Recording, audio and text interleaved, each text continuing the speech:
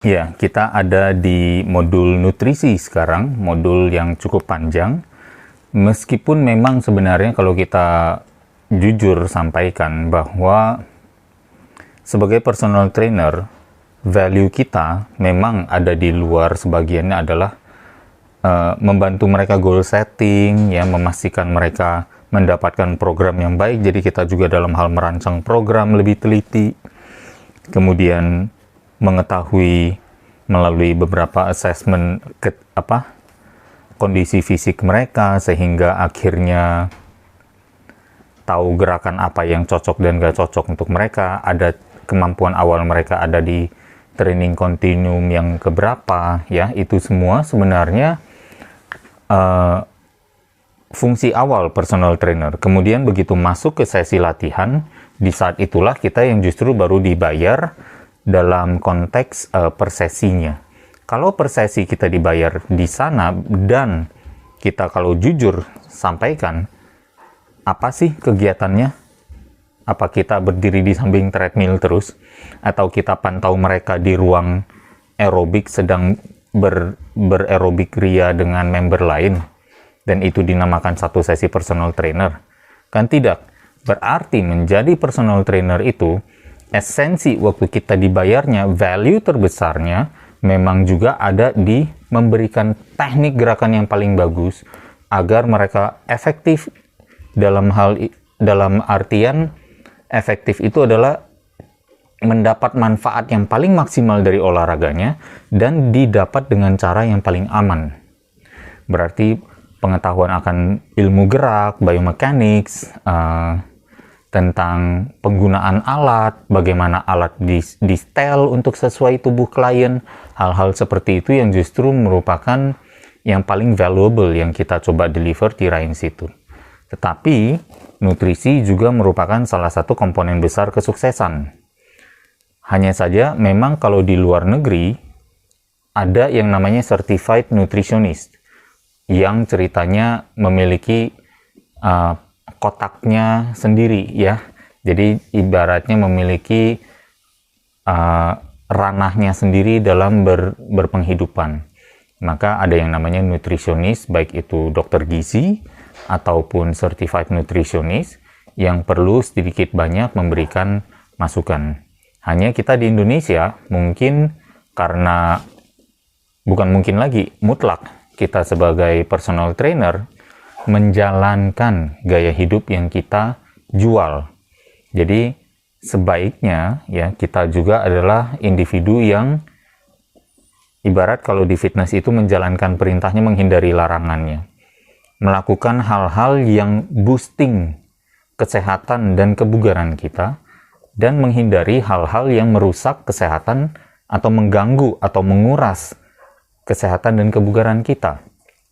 Nah, menyadari akan hal itu berarti menjalankan pola nutrisi yang baik atau pola makan yang baik sehingga akhirnya memiliki penampilan luar karena sehat di dalam, sehingga akhirnya kesehatan itu terpancar keluar dan dirasakan juga atau diketahui oleh orang lain bahwa ya kita sehat luar dan dalam, tercermin juga dalam penampilan fisik yang optimal. Nah, makanya trainer bukan saja harus menjadi ahli dalam hal latihan beban, tetapi sejatinya dia karena pelaku fitness, ya, pelaku budaya fisik, physical culture, ya, budaya fisik sehat termasuk menjaga pola makan. Dia juga sebenarnya pakar dalam praktek pola makan, meskipun bukan pakar di teorinya. Dan apakah kalau begitu valid untuk memberikan nasihat nutrisi? Mungkin belum, mungkin kurang, mungkin tidak boleh berdasarkan hukum ataupun peraturan ataupun misalnya etika profesi, jangan menginjak ranah nafkah orang lain ceritanya. Tapi di sini ya kita lihat bahwa ternyata area nutrisi ya baik dalam hal para pakar nutrisi atau pakar gizi atau pakar diet yang ada di dunia sekalipun, di level dunia misalnya yang kita lihat banyak lah ya, jarang yang sebenarnya mereka pakar nutrisi tapi jarang yang berolahraga, atau ada yang bahkan sebagian olahraganya bukan jenis muscle building, sehingga paham mereka sangat subjektif pada bidang mereka sendiri. Kita juga memiliki subjektivitas di sini karena kita mau menimbulkan yang namanya perbaikan komposisi fisik. Komponen bobot murni meningkat, di mana berarti otot yang naik, dan pola makannya akan berusaha menunjang pertumbuhan otot itu, dan pada saat yang sama menurunkan lemak. Berarti ada unsur kalori defisit di situ ya, karena dan ada unsur beberapa faktor-faktor lainnya. Jadi saya rasa fitness binaraga natural, fitness yang alami, yang natural, juga memiliki satu niche tersendiri yang saya rasa cukup, meskipun dianggap niche, meskipun dianggap subjektif, tapi sebenarnya memiliki nilai penerapan diet dan penerapan latihan yang sangat universal. Makanya Rai Institute di sini ada juga untuk itu, untuk mengabarkan ada loh yang kalian anggap niche itu adalah sebenarnya universal, dan jarang loh pakar latihan yang juga merupakan pakar diet, yang praktisi diet yang sudah puluhan tahun. Jadi kita mengkombinasikan semua pengetahuan itu, dan meskipun ada sebagian belum tervalidasi sains, tapi yang ada malah selama ini yang kami kerjakan di Rai Institute, pola makan dan segalanya itu baru sudah kita jalankan dulu, sudah kami jalankan terlebih dahulu, baru tervalidasi secara ilmiah, gitu maksudnya. Yuk kita lanjut. Tentunya kita di sini ya, meskipun tidak ada keharusan untuk menjadi nutrisionis ya, dan bahkan mungkin kalau kita elaborasi bagian modul ini aja sudah bisa mungkin menjadi sertifikasi nutrisionis sendiri.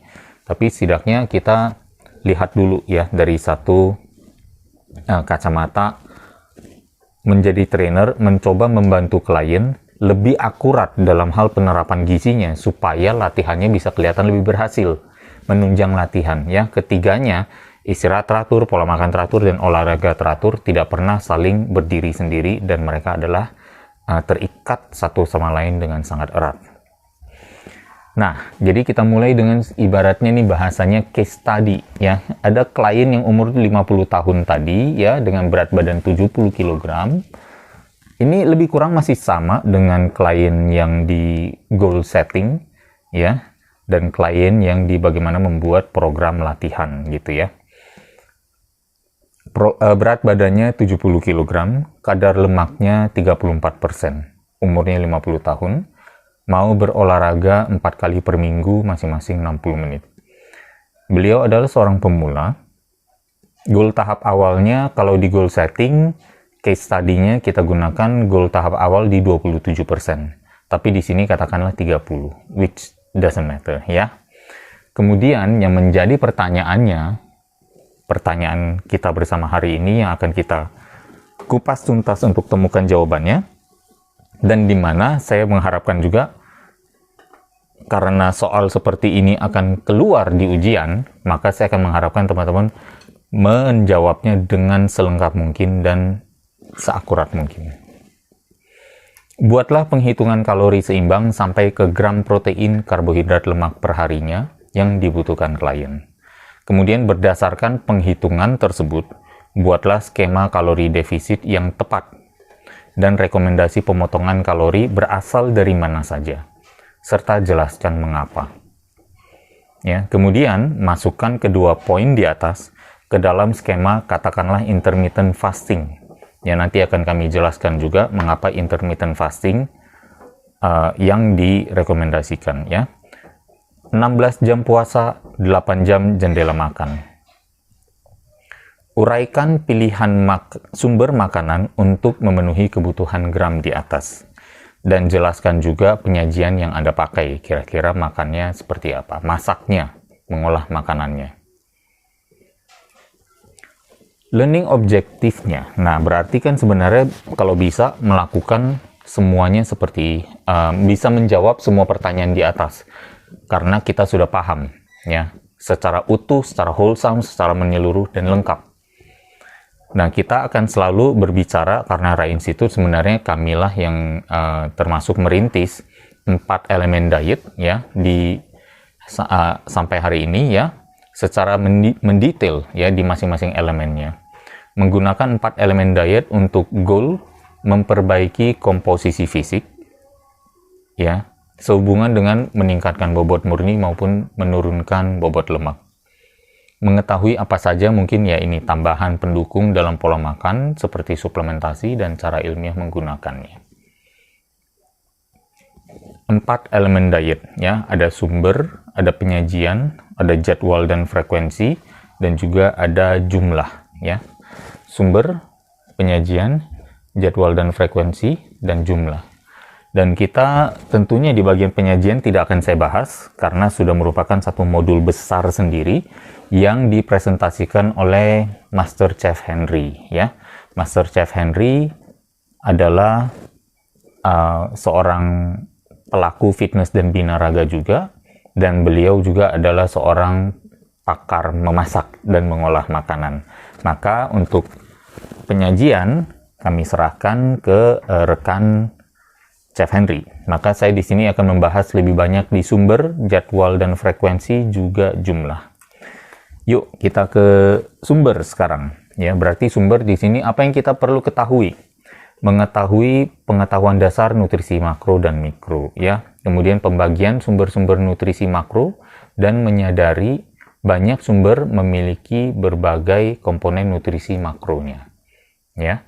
Kemudian kesadaran banyak jenis aliran diet yang berpatokan pada sumber dan mengetahui secara lebih mendetail tentang masing-masing nutrisi. Ya, kita mulai, ya. Dari nutrisi makro sebenarnya kita bisa melihat, ya, ada protein, ada karbohidrat, dan ada lemak. Itu adalah makro. Mengapa dinamakan makro? Karena mengandung kalori. Mengapa dinamakan mikro? Karena mikro tidak mengandung kalori dan kebutuhannya hanya dalam jumlah seperti miligram ataupun mikrogram. Sementara kebutuhan akan protein, karbohidrat, lemak biasa dalam hitungan gram, puluhan bahkan ratusan gram, sehingga akhirnya dinamakan makro. Karbohidrat, lemak, dan protein. Demikian kira-kira urutan digestion atau dicernanya, ya. Dari karbohidrat, ya, ada mungkin polisakarida, ada disakarida, poli artinya multi, di berarti 2, ya. Gula-gula ini akhirnya akan diurai menjadi yang namanya monosakarida, ya. Monosakarida di usus halus yang kemudian akan diambil oleh darah dalam pembuluh darah untuk dikirim nutrisinya ke seluruh area tubuh, ya. Lipids atau lemak lebih straightforward, ya, dengan bile salts. Bile salts itu mungkin bahasanya adalah cairan empedu, ya. Cairan empedu dan lipase, ya, enzim pengurai atau pencerna lemak yang diproduksi oleh pankreas kemudian menjadi fatty acid, asam lemak monogliserid, ya. Kalau yang lemak umumnya yang kita makan dari makanan adalah yang namanya triglycerid, ya, 3 gliserida. Kemudian ada lagi protein, ya. Protein pada dasarnya karena perlu diurai, memiliki banyak kandungan asam amino sehingga asam amino itu perlu dilepas dulu ikatan-ikatan asam amino, karena biasa rata-rata protein itu ada lebih kurang 19 sampai 22 atau 23 asam amino. Dan dimana mereka adalah sebenarnya ikatan semua amino itu menjadi satu ikatan peptides, kemudian dijadikan polypeptides, ya. Peptida multi, poli kan multi, ya. Ya, mungkin karena teman-teman tahu dari misalnya poligami gitu, jadi multi gitu, ya. Jadi ini juga poli artinya multi peptida, ya. Kemudian akhirnya diurai lagi ikatannya, peptida itu dipotong-potong lagi sampai akhirnya menjadi yang namanya asam amino. Jadi ini cara penyerapannya, cara konsumsinya, apa yang terjadi di dalam saluran pencernaan kita. Dan ini adalah protein klasifikasinya dari sumbernya, ya, sumber, karena kita bicara sumber berarti hewani dan nabati. Karbohidrat rata-rata memang pasti adalah alami, tapi sudah tidak kalah banyak juga yang dibuat di laboratorium atau di pabrik gitu ya. Biji-bijian, sayuran, buah, proses ya, seperti yang tadi saya bilang. Kemudian kita urai lagi, kira-kira mereka ini kategorinya ada di kompleks atau di simple, atau kemudian kita hubungkan juga dengan penilaian glisemik ya. Nanti kita akan bahas apa itu penilaian glisemik. Kemudian lemak ya, ada dalam, berarti kalau sumber berarti kita berbicara nabati dan hewani. Kemudian ada minyak tambahan yang memang dibuat, lalu jenis-jenisnya berdasarkan jenuh atau tak jenuhnya. Kita akan bahas satu persatu ya. Protein sekarang. Nah, seperti yang tadi saya sampaikan sedikit ya, bahwa protein kita konsumsi ada hydrochloride dan pepsin, akhirnya mengurai protein itu menjadi partially hydrolyzed ya di dalam lambung karena keterlibatan asid di sini, hydrochloric acid sebenarnya, hydrochloric acid ya, dan pepsin akhirnya mengurai dan ditambah lagi dengan enzim pencernaan sehingga akhirnya menjadi peptida, protein yang lebih kecil lagi, ikatan-ikatan asam amino yang tadinya misalnya 19 asam amino terikat menjadi hidrolisa yang berarti dipeptide, tripeptide, dan oligopeptide. Kemudian akhirnya dipotong-potong lagi menjadi asam amino yang lebih pendek lagi peptidanya. Di peptide berarti 2 asam amino terikat. Tripeptide 3 asam amino terikat. Oligopeptide bisa lebih dari 4 atau 5 ya. Jadi itu semua ini dari 19 nih. Jadi 2, 3, 4, 5 dan segala macamnya. Kemudian baru di sini ke yang lebih kecil lagi dan akhirnya menjadi asam amino tunggal ya di dalam saluran darah. Untuk nanti dikirim lagi, dibentuk lagi ke bagian-bagian yang membutuhkan, entah itu persendian ya, atau bahkan mungkin kulit, rambut, otot ya, elemen organ, elemen-elemen protein yang memang perlu ditambal gitu. Jadi akhirnya ceritanya dari daging ayam, daging sapi, dari telur, tahu, tempe, dari seafood, dari ikan, diurai dulu jadi asam aminonya dirajut lagi jadi daging manusia. Gitu kira-kira ceritanya ya. Dan 1 gram protein mengandung 4 kalori. Peranan protein sangat penting ya, namanya juga protos dari bahasa Yunani yang artinya yang utama, of utmost importance. Building blocks ya, segala usia dimulai dari janin. Dibutuhkan untuk perbaikan dan pembentukan sel baru, semua sel ya, termasuk sel darah, termasuk sel kekebalan tubuh, termasuk sel otak ya, sel organ, sel-sel yang berperan dalam kelenjar-kelenjar hormon dan lain sebagainya, termasuk sel otot, atau yang sebenarnya sel otot adalah sama dengan serabut otot. Seluruh sel ya di dalam tubuh kita sangat butuh protein. Komponen protein tubuh terbesar adalah otot. Ya. Memiliki otot yang sehat memberikan daya tahan kekebalan yang lebih panjang juga. Protein dari sumbernya hewani, ya, lemak, dan yang merupakan juga adalah sumber lemak. Nabati adalah juga sumber karbohidrat. Proteinnya udah ada protein, ada karbohidrat, dan ada lemak. Ini yang kerap kali tidak diperhitungkan oleh para pelaku diet. Ya, mereka hanya mengira hewani protein diambil proteinnya aja sebagai sumber kalori. Sehingga miss bahwa ternyata di hewani ada lemaknya. Coba mana? Tenderloin ada lemaknya nggak? Ada. Hanya putih telur mungkin yang nggak ada lemak. Tapi kalau telur utuh dengan kuningnya ada lemak. Dada ayam kan yang kita tahu adalah lemak rendah. Berarti ada lemaknya juga dong? Iya. Gitu ya. Nah, jangan lupa untuk melibatkan lemak itu di dalam penghitungan kalori.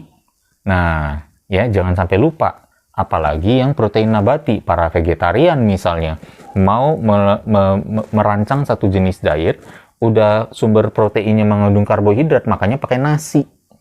Akhirnya karbonya kebanyakan. Karbo kebanyakan adalah salah satu komponen yang adalah salah satu komponen mengapa atau jawaban mengapa orang sulit untuk menurunkan kadar lemak di dalam tubuhnya. Gitu ya. Nah, karbohidrat sekarang. Karbohidrat ya dibagi dua berdasar kompleks dan sederhananya, simpleks dan kompleks ya. Kalau kompleks ada pati, dalam bahasa Inggrisnya adalah starch, ada glycogen, dan ada serat. Sederhana, ada monosakarida, ada disakarida. Ya, ada glukosa, fruktosa, galaktosa. Ya, ini fruktosa lebih banyak di buah, tapi sebenarnya hampir semua sumber nabati, entah itu nasi, entah itu madu, dan lain sebagainya, rata-rata adalah gabungan dari keduanya, ya. Atau bahkan mungkin misalnya buah, terutama ya, buah banyak sekali yang komponen keduanya ada. Nah, misalnya ini, ya. Kalau high fructose corn syrup, ya udah jelas ya, berarti high fructose, berarti komponen fruktosanya tinggi, sirup dari jagung, berarti ada komponen lain, bisa saja glukosa, ya, bisa saja apa, ya.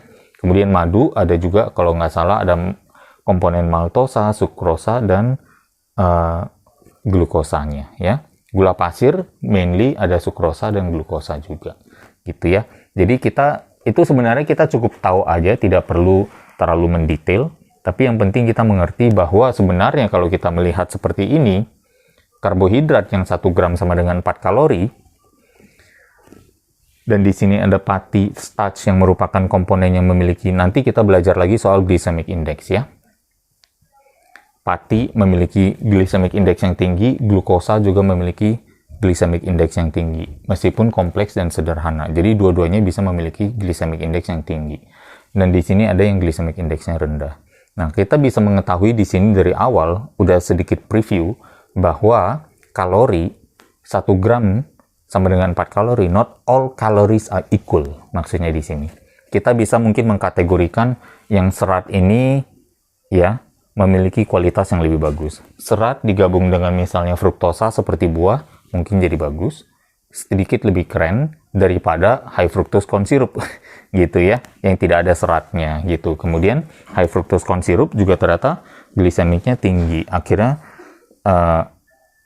per gram, sama-sama per gram dengan 1 gram serat, tentu serat jauh lebih menguntungkan dan baik untuk kesehatan, dan bahkan komponen kalorinya bisa lebih rendah nantinya secara net impact-nya, ya. Sementara impact netonya maksudnya. Sementara high fructose corn syrup misalnya akhirnya memiliki dampak yang lebih menggemukkan. Meskipun sama-sama 1 kalori, tapi mana yang menumpuk lemak, mana yang tidak. Misalnya kalau kita overload deh, kebanyakan serat sama kebanyakan gula pasir gitu. Tapi di ceritanya jumlah kalori yang sama, kira-kira mana yang lebih berlemak. Itu maksudnya ya. Jadi kita perlu menyadari banget bahwa tidak semua kalori itu memiliki, meskipun angka kalori energinya sama, tidak memiliki kualitas yang sama bagi tubuh manusia. Ya, yang kompleks, pati, glikogen, dan serat ada banyak sekali sumbernya. Ada ini keluarga biji-bijian ya. Sorry, ini masih ada tambahan lagi. Mungkin di sini maksudnya ada chia seeds ya, ada quinoa dan lain-lainnya ya, yang kira-kira ceritanya agak keren lah ya di di dunia nabati. Kemudian ada kelompok umbi di sini ya. Ada kentang, singkong atau ketela, ya, ubi merah, ubi ungu, juga ada ketan ya, ketan juga. Ketan mungkin masuk di banyak pati di sini ya. Kemudian ada berbagai jenis kacang-kacang ya. Ini juga adalah sumber protein yang ternyata juga merupakan sumber karbohidrat. Kacang hijau, kacang merah, kacang kedelai, edamame, ya, kacang mete, kacang almond, kacang walnut, kacang kapri misalnya, dan lain sebagainya. Atau water chestnut misalnya ya. Berbagai jenis sayuran dan buah juga termasuk di dalamnya. Jadi kita lihat karbohidrat sebenarnya rangkaiannya cukup luas, dan kita akan nanti menentukan mana berapa banyak karbohidrat yang kita konsumsi, dan dari berapa banyak itu kita pilih yang mana ya. Ini glycemic index sekarang. Glycemic index adalah penilaian karbohidrat berdasarkan cepat karbohidrat tersebut diubah menjadi gula dalam darah. Ya, yang menyebabkan akhirnya kenaikan gula darah. Karena gula darah naik, tubuh tidak betah, harus segera diturunkan, maka dipanggillah insulin dalam jumlah yang cukup banyak. Maka seberapa cepat dia naik, akhirnya insulin juga cepat hadir, dan seberapa tinggi insulin itu muncul. Dan itulah yang dinilai dari glycemic index. Semakin tinggi berarti semakin cepat, semakin rendah berarti semakin lambat. Theoretically, yang rendah lebih bagus, gitu ya.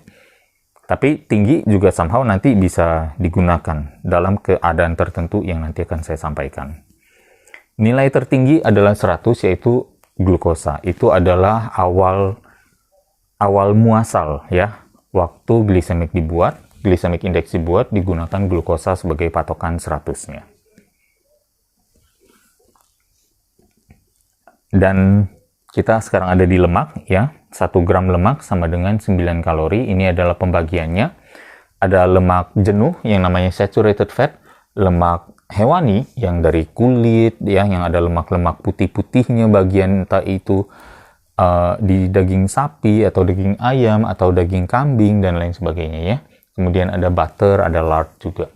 Kemudian ada unsaturated atau yang tak jenuh ya. Tak jenuh dibagi 2, tunggal dan ganda, mono dan poli ya. Tunggal dibagi lagi menjadi omega 9 asam lemak omega 9, sementara yang poli ada 2 ya, omega 6 dan omega 3. Omega 6 ada linoleic acid La, gamma linoleic GLA dan arachidonic acid. Sementara omega 3 ada alpha linolenic acid, ada eicosapentaenoic acid ya atau EPA dan DHA, docosahexaenoic acid. Omega 3 khususnya ya, EPA DHA purely sumber dari hewani ya, terutama dari ikan. Sementara omega 3 dari nabati adalah yang namanya ALA, alpha linolenic acid. Yang bedanya adalah ALA ini tidak langsung diurai atau dibentuk menjadi EPA atau DHA. Dia harus diolah dulu oleh tubuh, dan sayangnya ALA ini atau misalnya sumber lemak omega 3 dari nabati ini mudah rancid, mudah sangat sensitif pada cahaya maupun pada oksigen ya, sehingga mudah yang namanya menjadi langu, menjadi yang namanya rancid, dan belum sempat diubah menjadi omega 3 sudah boleh dikatakan rusak ya, atau turun bioavailability-nya di badan, atau ketersediaan atau dampak untuk kesehatannya jadi turun. Ya, ini adalah sumber-sumbernya, omega 3, omega 9 ya, omega 6 maupun omega 3. Nah, yang alpha linolenic ini justru banyak di flaxseed, soybean dan lain-lain, atau kacang walnut juga. Dan sebenarnya cukup dijual mahal ya kalau di pasaran, tapi kita lihat bahwa sebenarnya harus hati-hati dalam penanganannya karena sensitivitasnya itu terhadap cahaya maupun oksigen maupun temperatur. Ilmu pengetahuan nutrisi yang ada sekarang lebih cenderung menganjurkan kita untuk kalau mau konsumsi, karena nature atau pengetahuan kita sudah lebih baik, bahwa sebenarnya kalau dilihat ya, ada seolah-olah masalah kesehatan itu ada di obesitas atau penumpukan lemak.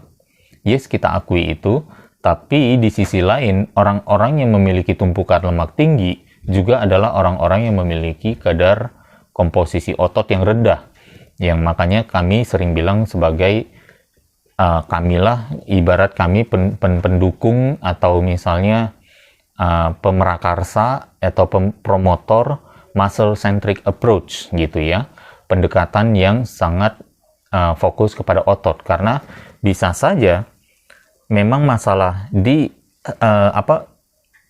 masalah kesehatan masyarakat pada umumnya yang namanya kelebihan lemak itu is only half the problem. The other half of the problem, setengah masalah kesehatan lain adalah kurangnya massa otot di masyarakat. Ya. Makanya kita mempromosikan konsumsi protein yang lebih tinggi, dan protein yang alaminya sudah mengandung lemak. Berarti kalau protein naik, nggak mungkin lemak kita tekan turun. Berarti lemaknya mau nggak mau harus ikut naik. Dan kami temukan bahwa ternyata kenaikan konsumsi lemak jenuh tidak merugikan kesehatan. Ya, justru yang merugikan kesehatan itu ada di sini nih, lemak-lemak seperti peanuts, yang seeds oil ya, seperti oil atau lemak yang katanya minyak sayur, yang dari biji-bijian ini yang sebenarnya justru lebih berbahaya dan lebih menimbulkan inflamasi bagi tubuh.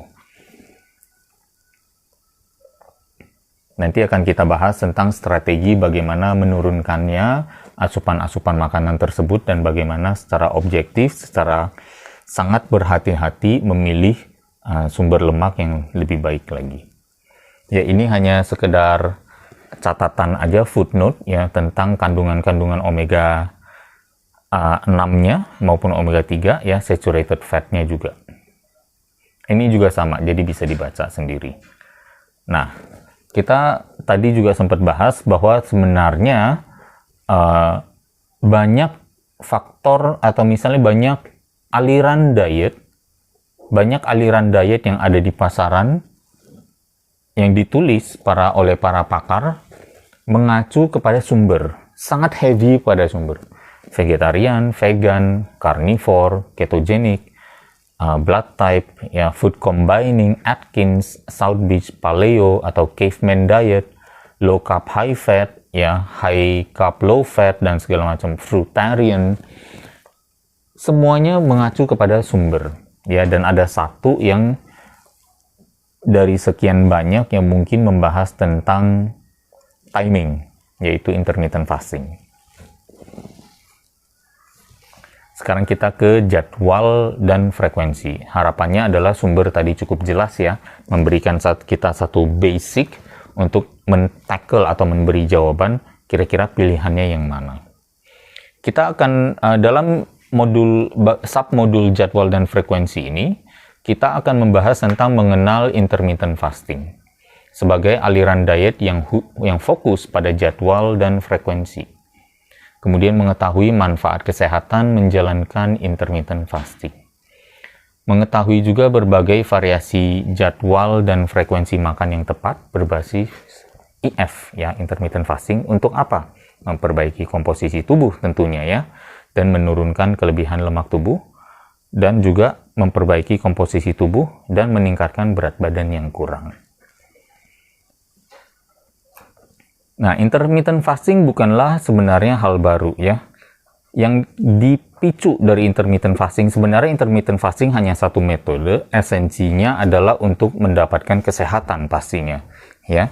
Esensi dalam hal pendekatan latihan beban, komposisi beban dan aerobik, kemudian diseimbangkan dengan istirahat dan pengaturan pola makan, di Rai Institute ini tidak akan jauh-jauh dari memang esensinya ada di sehat, di tubuh yang lebih sehat, yang lebih bugar.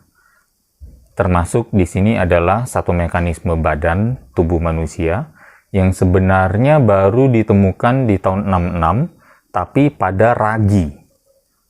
Ya, kemudian baru penelitiannya di tahun 66 pada ragi, kemudian kepada manusia, dan lebih banyak lagi baru di tahun 2016 ini penelitian yang tentang autofagi di manusia dikonfirmasi sudah ada, memenangkan Nobel ya, penelitian terhadap autofagi ini. Sementara autofagi itu sendiri sudah dimulai dari Christian de Duve, seorang ilmuwan Prancis yang meneliti pertama kali pada ragi, dan ini mulai pada manusia. Dr. Yoshinori Ohsumi. Nah, proses autofagi itu bagaimana gitu ya. Nah, ini kita akan coba jelaskan sedikit. Semoga terlihat cukup jelas ya. Adanya autofagosom di badan. Dalam bentuk apa? Sel-sel mati ya, debris atau yang namanya apa sih namanya, limbah metabolisme, ya. Metabolisme kita kan karena bekerja, mesin di tubuh bekerja, pasti ada ampasnya. Nah, ampas limbah metabolisme, kemudian juga bahkan berbagai organel-organel protein yang tidak bermanfaat, seperti mungkin misalnya ya, adanya kista, ya, adanya tumor atau adanya kanker, kemudian adanya mungkin bisul, ya, dan lain-lainnya seperti jerawat dan lain-lainnya. Itu adalah jenis-jenis, kira-kira beberapa jenis autofagosom, ya. Autofagosom ini, ya, autofagi adalah proses di mana tubuh kita mencari makanan dari dalam tubuh, ya. Itu bisa terjadi gara-gara dibikin kelaparan. Bukan lapar perut, tapi lapar pada level seluler, lapar sel. Sel merasakan lapar, merasa, tidak ada suplai nutrisi selama beberapa belas jam. Saya kalau misalnya konvensional lama, dulu setiap 6 jam atau setiap, karena orang yang punya badan ini suka nyenek, setiap 2 jam, 3 jam aja sudah ada suplai nutrisi. Selnya dapat terus makanan. Kok sekarang nggak ada? Gitu. Karena tidak ada, akhirnya tubuh memiliki satu proses yang namanya autofagi. Which is sebenarnya kalau dibilang ini bukan, autofagi ini sudah ada belum sebelum ditemukan? Ya sudah, karena manusia belum berevolusi banyak dari manusia pertama, nenek moyang kita pertama mungkin, entah itu ada yang bilang 20.000 tahun yang lalu, ada yang bilang 150.000 tahun yang lalu, ya. DNA manusia belum berubah banyak, masih sama dengan DNA ancestors yang lebih kurang 99,9% masih sama. Ya, tapi yang membedakan adalah kita sekarang, zaman sekarang makan menjadi lebih mudah. Dulu waktu mereka makan itu harus berburu, ya. Makanya manusia pertama untuk bisa makan aja harus berburu, dan belum tentu setiap hari dia sukses berburu. Maka tubuhnya dibuat, dirancang, dicetak atau didesain untuk bisa tahan lapar. Autofagi sudah ada sejak itu. Ya, tapi baru kita ketahui, mulai makin kuasai, dan mulai makin bisa timbulkan untuk dapatkan manfaatnya, gitu ya. Ini lanjut, ya. Autofagosom ini dikirim ke lysosom. Lysosom ini adalah tempat daur ulang organel-organel atau sel-sel mati yang tidak berguna itu, yang tadi saya sebutkan itu, ya. Kemudian diurailah di tempat. Lysosom itu memproduksi enzim yang mengurai autofagosom itu, ya. Dan akhirnya semua materi autofagosom terurai dengan baik dan dijadikan asam amino untuk keperluan perbaikan dan regenerasi, supaya si selnya bisa makan lagi. Nah, ini jadi konsep bagaimana mensuplai nutrisi kepada sel tanpa mendapatkan makanan dari luar melalui jalur salur pencernaan, gitu ya. Dan ini mungkin hanya saya ulang lagi supaya lebih jelas, ya. Sel defektif cacat, sel yang rusak, organel protein, bahkan patogen, virus, bakteri, jamur, parasit juga, ya, bentukan protein yang salah cetak, salah bikin oleh badan yang cacat, ya, dibawa ke lysosom untuk peran daur ulang, dan akhirnya menjadi asam lemak bebas maupun asam amino untuk pembentukan sel. Jadi tubuh mencari makan di dalam dirinya, siapa tahu ada sisa-sisa di tong sampah yang bisa diambil, gitu. Nah, kira-kira mungkin seperti itu. Ini adalah lecture langsung dari Dr. Yoshinori Osumi, ya, Profesor Dr. Yoshinori Osumi. Di sana sebenarnya yang jelas di sini, ya, salah satu highlight, ya, setelah infeksi, autofagi bisa menghancurkan, mengeliminate, ya, bakteria di dalam dan virus yang menyerang di dalam sel. Jadi di zaman video ini dibuat adalah lebih kurang 2,5 tahun sesudah yang namanya satu kejadian global yang cukup menakutkan masyarakat dunia, ya. Dan sebenarnya sederhana, bahwa ternyata autofagi, satu sistem pencarian makanan dari dalam, yang sebenarnya sistem ini adalah sistem purba yang sudah dari lama ada. Betapa agungnya ciptaan yang maha kuasa untuk memberikan kita satu kehebatan ini untuk menangkal virus, jamur, bakteri, atau apapun juga yang menyerang dari luar. Tetapi sayangnya kita kurang menguasai pengetahuan ini dan bagaimana menimbulkannya, sehingga kita menjadi takut oleh dampak dari serangan kuman-kuman tersebut. Autofagi mengendalikan fungsi fisiologis penting di mana komponen-komponen sel perlu didegradasikan dan didaur ulang. Ini sebenarnya terjemahan dari slide sebelumnya ya. Autofagi bisa menyediakan bahan bakar untuk energi dan zat pembangun untuk pembaruan komponen-komponen sel. Oleh karena itu, autofagi sangat penting untuk respon sel terhadap kelaparan dan bentuk stres lainnya. Setelah infeksi, autofagi juga bisa mengeliminasi, menghancurkan dan membuang virus-virus dan bakteri yang menyerang. Autofagi juga berperan dalam pembentukan janin dan diferensiasi sel. Sel menggunakan autofagi untuk membuang protein-protein dan unsur hidup dalam tubuh yang rusak, yang tidak berguna, sebuah mekanisme quality control yang penting dalam menangkal konsekuensi negatif dari penuaan. Bahkan riset baru juga menemukan adanya hubungan antara autofagi yang diraih melalui puasa yang panjang bisa menghasilkan stem cell ya, sel punca yang lebih bagus untuk tubuh kita karena terjadinya yang namanya awet muda, sehingga kualitas stem cell kita juga membaik. Ya, jadi manfaat autofagi yang lain apa saja? Ya ini ya, adaptasi terhadap kelaparan, pembersihan dari dalam, menekan tumor, ya bahkan jangan kaget kalau nanti siapa tahu one day ada yang bisa sembuh dari kanker dan tumor dengan menjalankan autofagi atau intermittent fasting untuk memunculkan autofagi. Membuang bakteri dan virus yang menyerang, tumbuh kembang sel telur yang dibuahi atau janin menjadi terwujud dan bisa bertambah kuat, hadirnya antigen yang mengaktifkan respon imun, dan umur yang panjang. Ini klaim, kembali lagi, slide ini berasal dari slide lecture dari Profesor Yoshinori Osumi.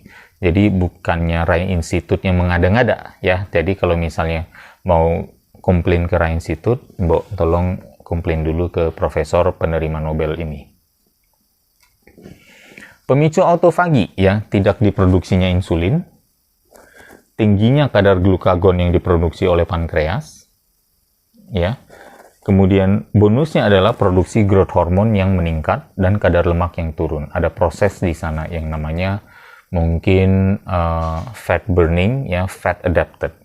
Kira-kira berapa lama? Yuk kita find out. Nah, ini adalah kira-kira skema berapa lama kita berpuasa, intermittent fasting berpuasa, dan kira-kira dampak tubuh itu kira-kira ada di mana, gitu ya. 4-8 jam gula darah mulai turun, insulin mulai turun, ya. 12 jam makanan sudah dibakar, ya. Pemulihan mulai terjadi, makanan sudah mulai dikirim-kirim ke seluruh sel yang membutuhkan. Human growth hormone sudah mulai naik, ya, glukagon sudah mulai rilis juga karena gula darah sudah turun lama sehingga tidak ada insulin lagi. Kalau tidak ada insulin, glukagon akan diproduksi. Dan sistem pencernaan sudah mulai beristirahat ya, karena sudah terjadi pengosongan lambung yang lebih total sehingga lambung bisa mulai beristirahat. 14 jam human growth hormone, ya, hormon awet muda sudah mulai meningkat dan juga pembakaran lemak sudah terjadi. 16 jam pembakaran lemak meningkat. 18 jam growth hormone yang semakin naik meningkat lagi ya. Jadi kalau mau awet muda kira-kira udah tahu nih puasanya di 16-18 jam. Mau langsing ya kira-kira di sini 14-18 jam juga. Langsing dan awet muda ya udah 14-18 jam.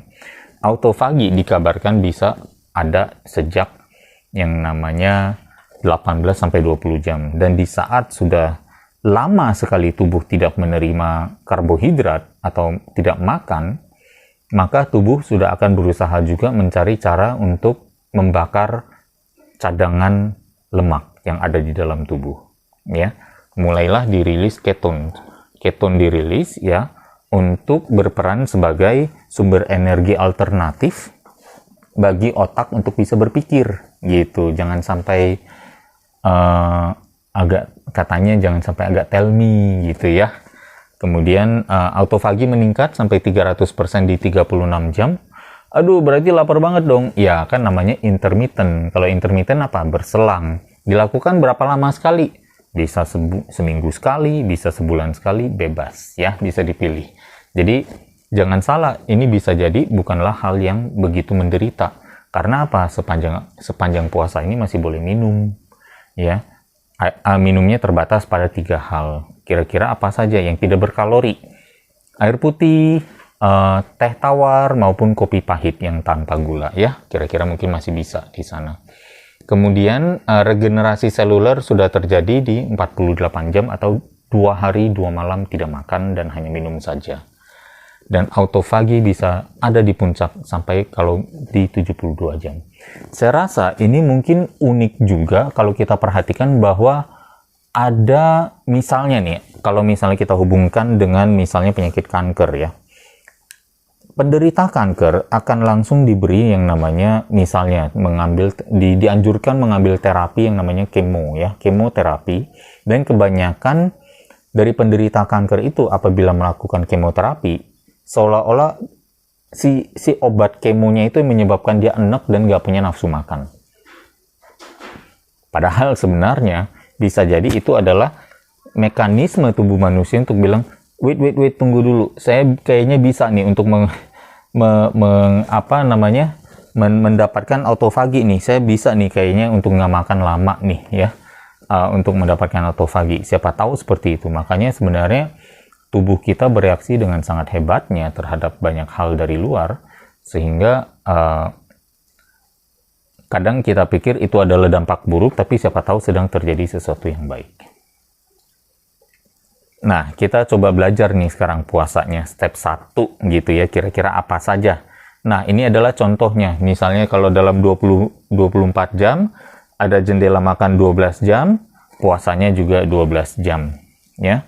Puasa 12 jam kira-kira dapat dari mana nih? Nah, ini coba 3 jam puasa sebelum tidur. Jadi udah berhenti makan 3 jam sebelum tidur. Misalnya, contoh ya, tidurnya jam 11 malam. Berarti berhenti makannya jam berapa? Jam 8 ya. Dengan berhenti makan jam 8, puasa 3 jam sampai jam 11, kemudian jam 11 sampai jam 7 tidur. Ceritanya kan begitu ya, idealnya. Tidur dapat nih 8 jam. Waktu tidur kan nggak ada yang ngunyah kan?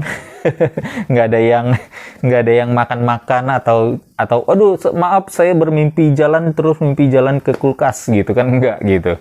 Sehingga kita 8 jam juga pasti berpuasa. Nah, enaknya di intermittent fasting adalah kita bisa hacking mengambil jam tidur sebagai tambahan jam puasa kita. Ya.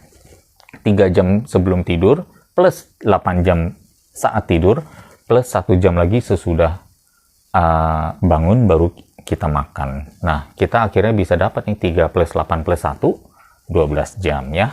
Dan jendela makannya 12 jam juga. Ini untuk pemula yang mau mulai belajar.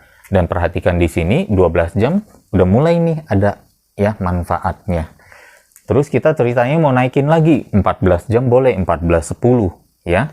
Tinggal ditambahkan misalnya mungkin di sini ya atau di sininya. Ya kan udah 11 jam nih. 12 tinggal di sininya tambah 3 jam, 383.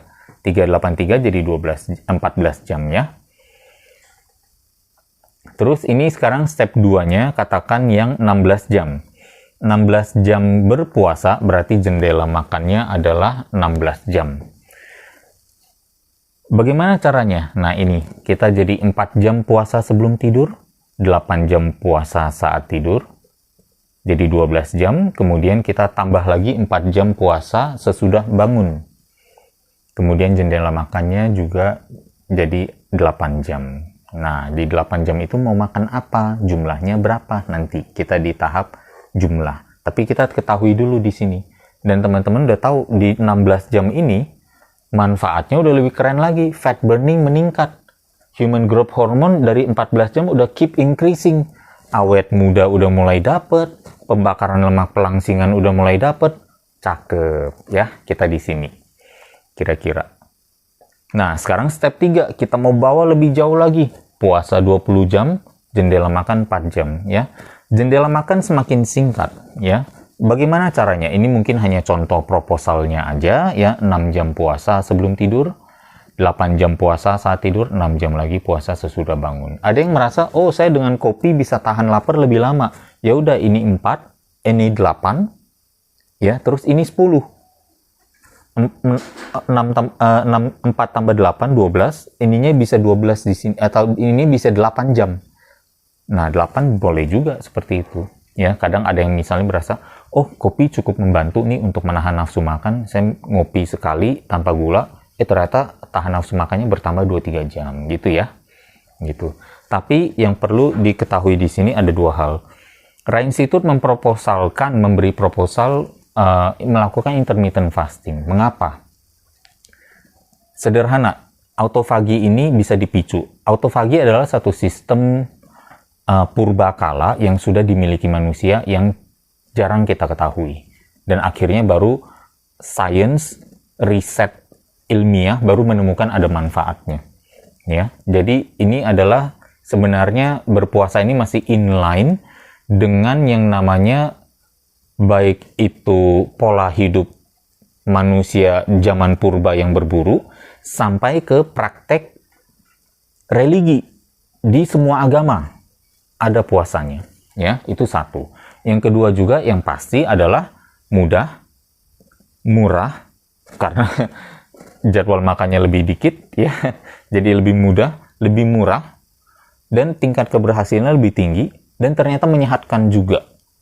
Jadi saya rasa tidak ada alasan bagi Rain Institute untuk tidak menganjurkan atau mengajukan proposal, ayo teman-teman cobain deh gitu intermittent fasting.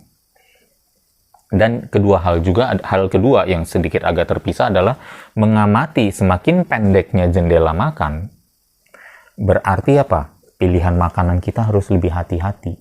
Jadi bukannya kita memiliki mentalitas mentang-mentang saya udah puasa, bukannya jor-joran. Jangan di situ, gitu. Justru menyadari bahwa saya udah berpuasa lama, ya nggak berarti kalau saya punya jendela makan begitu pendek, harusnya saya bijak dalam pilihan makanan saya, gitu. Jadi kita selalu cari aspek positif dari pola makan ini untuk menguntungkan diri kita sendiri, baik secara fisik maupun secara mental. Nah, ini saya juga mengusulkan adanya. Nah, sekarang ini mungkin semoga ya, Rain Institute menjadi lembaga atau pihak pertama yang mengusulkan ya latihan beban kira-kira 1 jam, dimulai dari 2 jam sebelum berbuka. Aktivitas olahraga sebelum buka puasa intermittent. Ya, contoh misalnya buka puasanya jam 12, berolahraganya 1 jam, ya, dimulai 2 jam sebelum berbuka. Jadi jam 10 sampai jam 11, kemudian jam 11 sampai jam 12 masih berpuasa. Mengapa? Ya, ini kita contoh, misalnya aja, ini contoh mengapa saya mengusulkan itu, kami mengusulkan ini.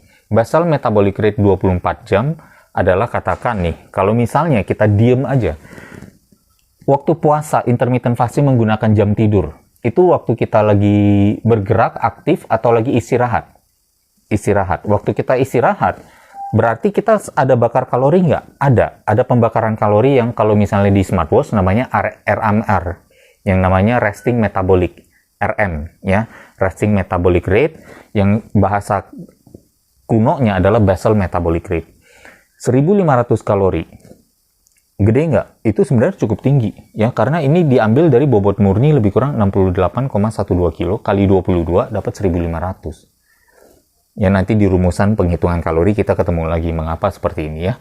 Jadi 1500 dibagi 22, saya dapatkan, oh ternyata bobot murninya cukup tinggi loh. Kalau orang ini memiliki kadar lemak 20% aja, berat badan totalnya sebenarnya ada di orang yang gede ini. Cukup besar, berat 85 kilo memiliki pembakaran seperti ini. Ya. Jadi sekarang kita hitung, basal metabolic rate-nya rata-rata per jam jadi berapa? Kalau 24 jam membakar 1500, kita bagi aja dong 24, dapat rata-rata per jamnya, yaitu 62,5 kalori. Latihan beban 1 jam, katakanlah hanya membakar 300 kalori. Irit, nggak sekeren kelas-kelas aerobik yang katanya bisa membakar 600 sampai 800 kalori. Ini cukup yang modest 300 kalori saja. 300 kalori ini untuk si badan besar begini, ya, latihan beban aja udah sama dengan 4,8 jam dari basal metabolic rate. Jumlah pembakaran kalori saat olahraga. Dan ini dilakukan saat berpuasa, sebelum berbuka.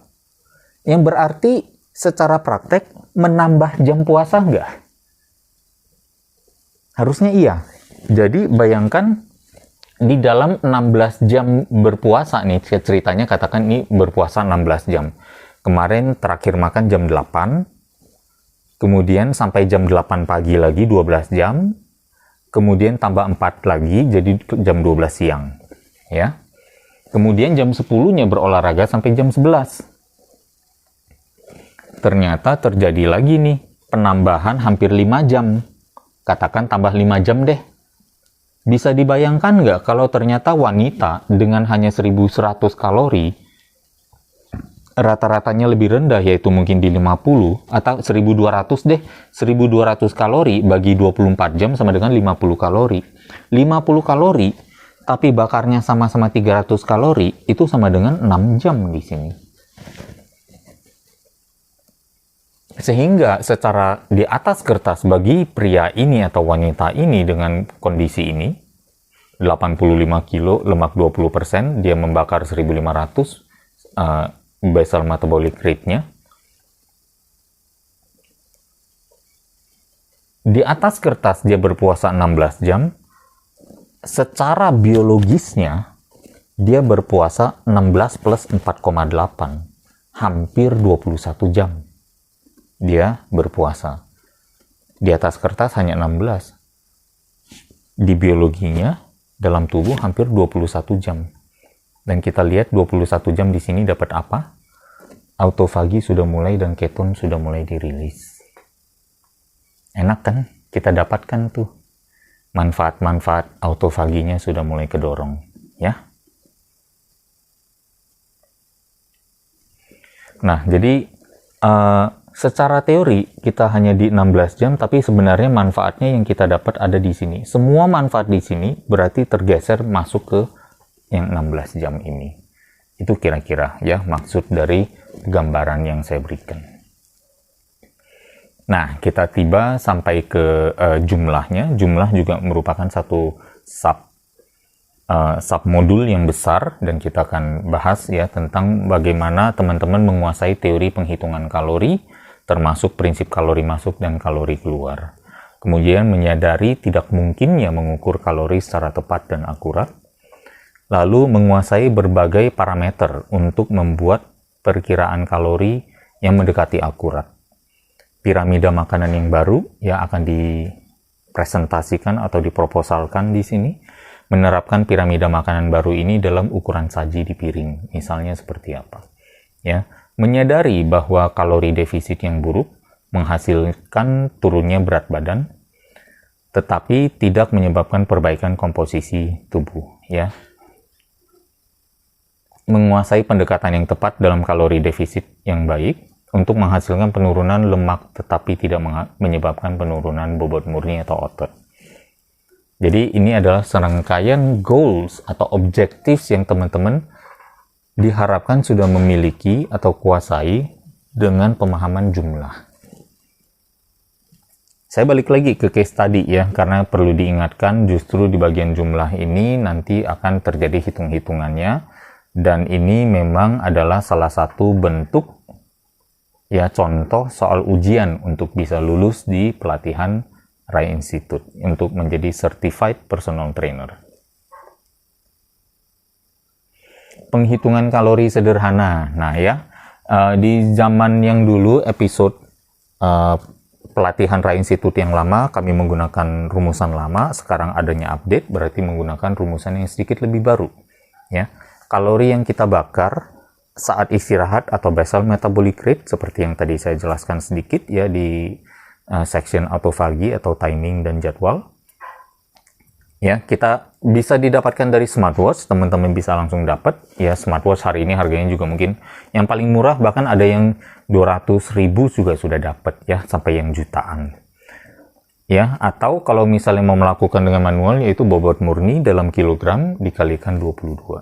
Bobot murni ya, jadi bukan berat badan, tapi bobot murni yang sudah tidak ada bobot lemaknya.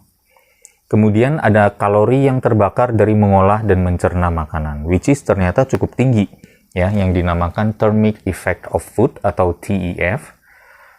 Katakanlah ya, ada berbagai referensi mengatakan kira-kira dari 5% sampai 30%. Maka kami di Range itu mengatakan, oke deh kita coba ambil angka tengahnya, lebih kurang di 20%. Kemudian selanjutnya ditambahkan lagi ada kalori yang terbakar untuk olahraga, yaitu Exercise Activity Thermogenesis atau EAT ya. EAT ini umumnya ya, karena ini relatif terhadap berapa lama seseorang berolahraga dan juga berapa apa jenis olahraganya dan lain sebagainya. Tapi umumnya adalah antara 300 sampai 600 kalori per jam ya. Kalori yang terbakar untuk kegiatan non olahraga ya, misalnya mandi, ya, ngantor, jalan, naik motor, berkendaraan, ya, mengajar, dan lain sebagainya, ya, menjadi ibu rumah tangga beres-beres rumah, atau bapak rumah tangga juga beres-beres rumah di akhir pekan misalnya. Itu yang namanya non-exercise activity thermogenesis, ya. Yang namanya NEAT. Ya, umumnya lebih kurang dikatakan 15% dari basal metabolic rate, dan kita akan tambahkan semuanya untuk mendapatkan total kalori yang terbakar atau yang diperlukan sehari-hari oleh tubuh. Berarti itu adalah kalori keluarnya. Maka nanti waktu menghitung makanan masuk, kita hitung kalori masuknya ya, untuk nanti kita mulai dari seimbangkan dulu atau bikin sama dengan dulu. Kalori keluar sama dengan kalori masuk. Kita mencari kalori masuk diawali dari mengetahui kalori keluar yang dibutuhkan dulu berapa ya. Nah, ini adalah contoh yang saya coba kemarin ambilkan ya. Ini 70 kilo, lemaknya 34% ya, dan bobot murninya berarti 66%.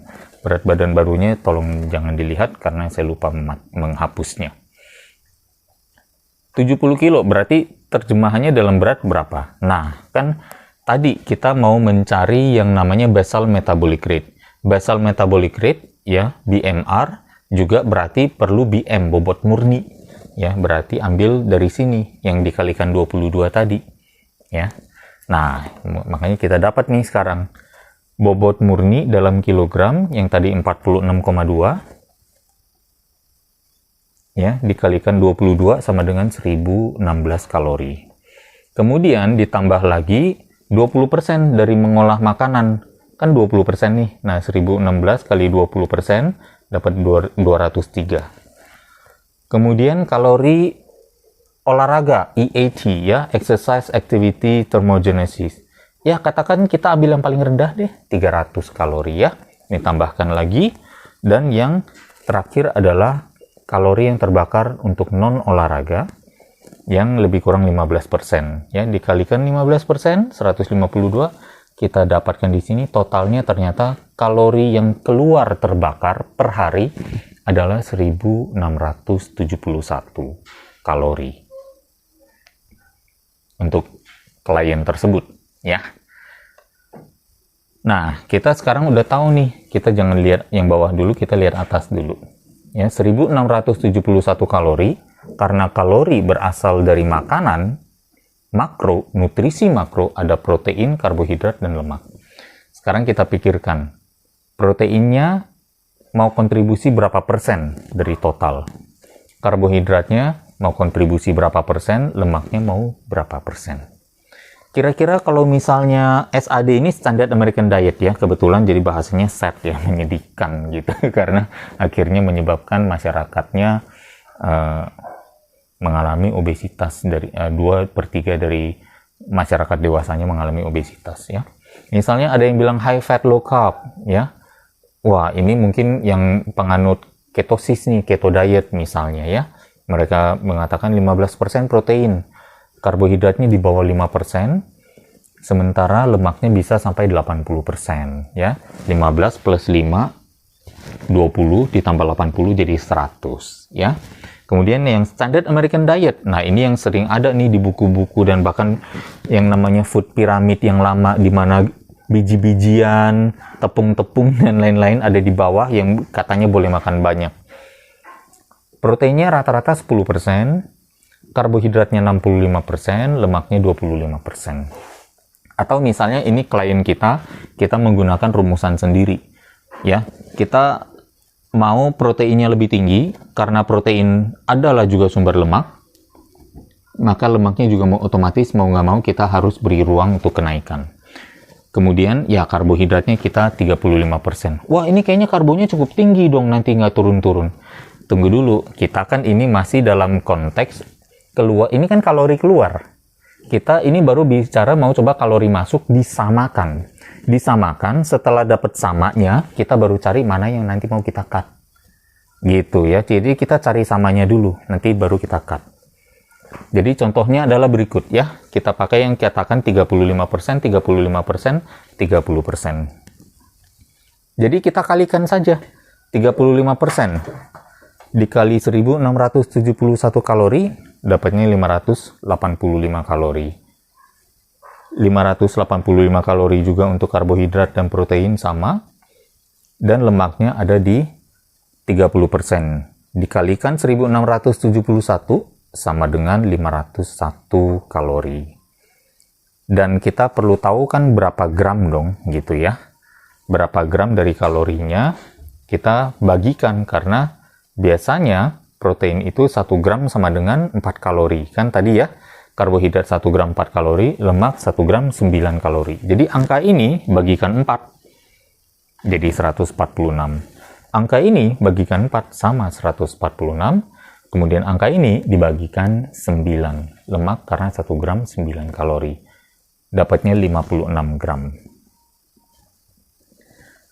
Nah, sekarang setelah mengetahui ini, kita baru mau bilang, kan ini kalori masuk nih. Saya perlu cari di mana saya bisa mengurangi kalorinya. Saya mau kurangi dari protein dan lemak atau dari karbohidrat, gitu. Coba kita pikirin. Kita coba tanya ke klien. Kira-kira klien makannya apa aja selama ini? Oh, banyak gorengan. Ya. Lemak-lemak dari hewani saya masih hajar terus. Terus kadang saya suka makan, kemarin ini kayaknya mungkin karena profesinya atau apa menjadi ceritanya di beberapa kultur, sering datang ke ceritanya rumah duka gitu. Terus akhirnya di sana disuguhkan kacang ya. Kemudian kayak kacang jadi makan kacang banyak, jadi asupan lemaknya juga tinggi. Jadi bisa dipikir mau di-cut dari mana.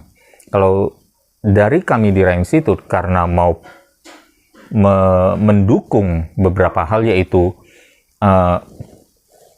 rasio kontribusi kalori dari protein tinggi, jadi protein itu energi ratio-nya tinggi, maka protein jangan di-cut, jangan diturunkan, jangan dipotong. Potongnya adalah kemungkinan bahkan dari karbohidrat. Mengapa? Karena karbohidrat lebih cenderung memicu insulin, protein tidak memicu insulin. Ya, karbohidrat lebih cenderung memicu insulin, ya. Itulah yang kita potong. Bisa nggak kita potong 66 gram dari sini ya? Dikali 4 ceritanya 264. Terus di sini, iya deh, saya sering nih masak-masak pakai lemak, jadi saya kira-kira buang deh lemaknya dikit, ya, jangan terlalu banyak goreng, akhirnya bisa berkurang. Ingat bahwa semua ini hanya acuan, hanya ceritanya kita buat rekaan aja, satu rekayasa, ya, bukan untuk dalam artian nanti kita makanan mau ditimbang-timbang, nggak ada, karena nggak mungkin yang namanya setelah mengetahui ini pun, nggak mungkin dong kita ceritanya pas makan di restoran, udah dateng, kita bawa timbangan masuk ke dapurnya minta ditimbang dulu ayam cah brokolinya, gitu kan nggak mungkin gitu ya. Atau ikan sting, terus kita mau tahu ikannya apa jenisnya, lalu kita timbang ikannya, kemudian kita cari lagi di mesin pencari internet, oh ikan ini per 100 gram protein berapa gram ya? Tapi tulangnya berapa gram ya? Kita belum hitung tulang dan kepalanya loh. Akhirnya jadi impossible sebenarnya ini untuk diwujudkan. Tapi minimal kita mengetahui mana area-area yang perlu kita turunkan dalam praktek dunianya. Di sini lebih kepada ini apa aja nih yang bisa diturunin dari karbo. Iya deh, saya ngaku saya masih makan nasi banyak ya. Saya ceritanya kelompok orang yang makan nasi pakai mie instan, padahal mie instannya juga adalah karbo kan gitu ya, ada lemaknya lagi. Nah, jadi akhirnya kita tahu nih mie instannya dikurangi, ternyata ininya berkurang. Turun dapat potongannya. Oh iya, saya habis makan mie instan itu sama nasi, saya minumnya karena gurih dan asin dan pedas, saya jadi nyarinya apa? Minuman dingin manis. Nah, minuman dingin manis ketemu lagi nih karbo di sini ya, dan akhirnya dipotong lagi. Nah, itu yang nanti akhirnya menjadi satu sistem interview, berperbincangan konsultasi dengan klien untuk mencari mana area yang bisa diimprove dari pola makannya. Ya. Jadi tujuan kita menghitung ini bukan, sekali lagi, bukan untuk menimbang-nimbang ya, tapi lebih kepada untuk mendapatkan kira-kira internal meternya. Ya, ada internal sensor. Saya hari ini kalau udah makan kebanyakan di mana dan yang mana itu yang saya perlu bisa berhenti. Maksudnya di sana. Nah, ini saya hubungkan lagi, kalau kita sudah bisa cut karbo kita turun 66 gram, jadi lebih kurang sisanya menjadi 80 gram. Somehow dengan asupan protein karbohidrat 80 gram itu berarti sudah cukup rendah ya, dan berarti sudah cukup nyaman. Dan kita di sini kalau mengetahui konsep resistensi insulin yang sebenarnya juga dijelaskan di The Scientific Benefits of Fitness di modul itu ya, teman-teman bisa revisit di sana ya, bahwa slide ini ada. Kecenderungannya kita adalah otot kita terlalu penuh akan zat gula dari makanan, dari karbohidrat, sehingga menolak gula baru yang masuk, yang diantar oleh insulin. Nah, dengan kita low carb diet, ini seolah-olah kan jadi bahasanya ya, seolah-olah kalau kita beri merek adalah low carb diet atau medium low carb lang. Kalau low carb nanti 80 gram masih dianggap tinggi lagi oleh kalangan tertentu, lalu tersinggung maksudnya. Tapi kita hanya bilang dengan reduced carb diet akhirnya ternyata gula itu tidak memicu terlalu banyak insulin. Apalagi kalau kita pilih dengan baik, ternyata yang kira-kira seratnya banyak ya, yang kira-kira seperti sayur yang ada sayur yang banyak serat, kemudian mungkin buah sedikit ya, yang ada fruktosa. Jadi bahkan kemampuan daya tampung liver aja terhadap fruktosa lebih kurang di 100 gram. Jadi kalau misalnya kita makan buah semuanya pun sampai 80 gram, masih sebenarnya cukup aman gitu kan. Tapi ya kita katakanlah kita campur dengan sayur untuk dapat seratnya. Dan ini justru memberikan satu sedikit keleluasaan kita mendapatkan karbohidrat, tapi yang tidak mengandung glycemic index yang tinggi, sehingga tidak memicu respon insulin yang tinggi juga. Tidak ada insulin spike namanya ya. Sehingga akhirnya, apalagi kita satu padukan dengan yang namanya latihan beban, sistem energi, setiap set istirahat, interval training, dengan kontraksi otot yang kuat, karena bebannya tinggi, akhirnya membakar gulanya banyak. Jadi cadangan gula di dalam otot gampang turun, asupan dari makanan juga sudah berkurang sehingga tidak mudah terpenuh, sehingga glikogen di otot tidak mudah luber. Dan mohon diingat, kemarin juga sempat saya sampaikan atau di modul sebelumnya, bahwa PR untuk membakar lemak itu ada dua ya, yaitu membakar penumpukan lama, membakar lemak lama yang menumpuk, dan PR kedua adalah mencegah penumpukan baru. Nah, ini adalah konsep yang tepat. Latihan beban menurunkan kadar gula dalam otot, Dengan kadar gula dalam otot sudah turun, memudahkan pembakaran lemak melalui aerobic training. Dan pada saat yang sama, di modul Scientific Benefits of Resistance Training, saya juga membahas latihan beban ternyata menimbulkan konsumsi oksigen yang lebih tinggi. Jadi membuat tubuh kita waktu istirahat memiliki kecenderungan aerobik sehingga membakar lemak juga. Dan kemudian itu adalah membakar penumpukan lama, mencegah penumpukan baru karena dengan apa? Latihan beban mengosongkan gula atau menurunkan secara drastis sampah gula di dalam otot, sehingga sampah gula karena disposal ya, glucose disposal site gitu. Jadi seolah-olah tempat pembuangan gula terakhir di dalam tubuh, sebenarnya semi terakhir adalah di otot.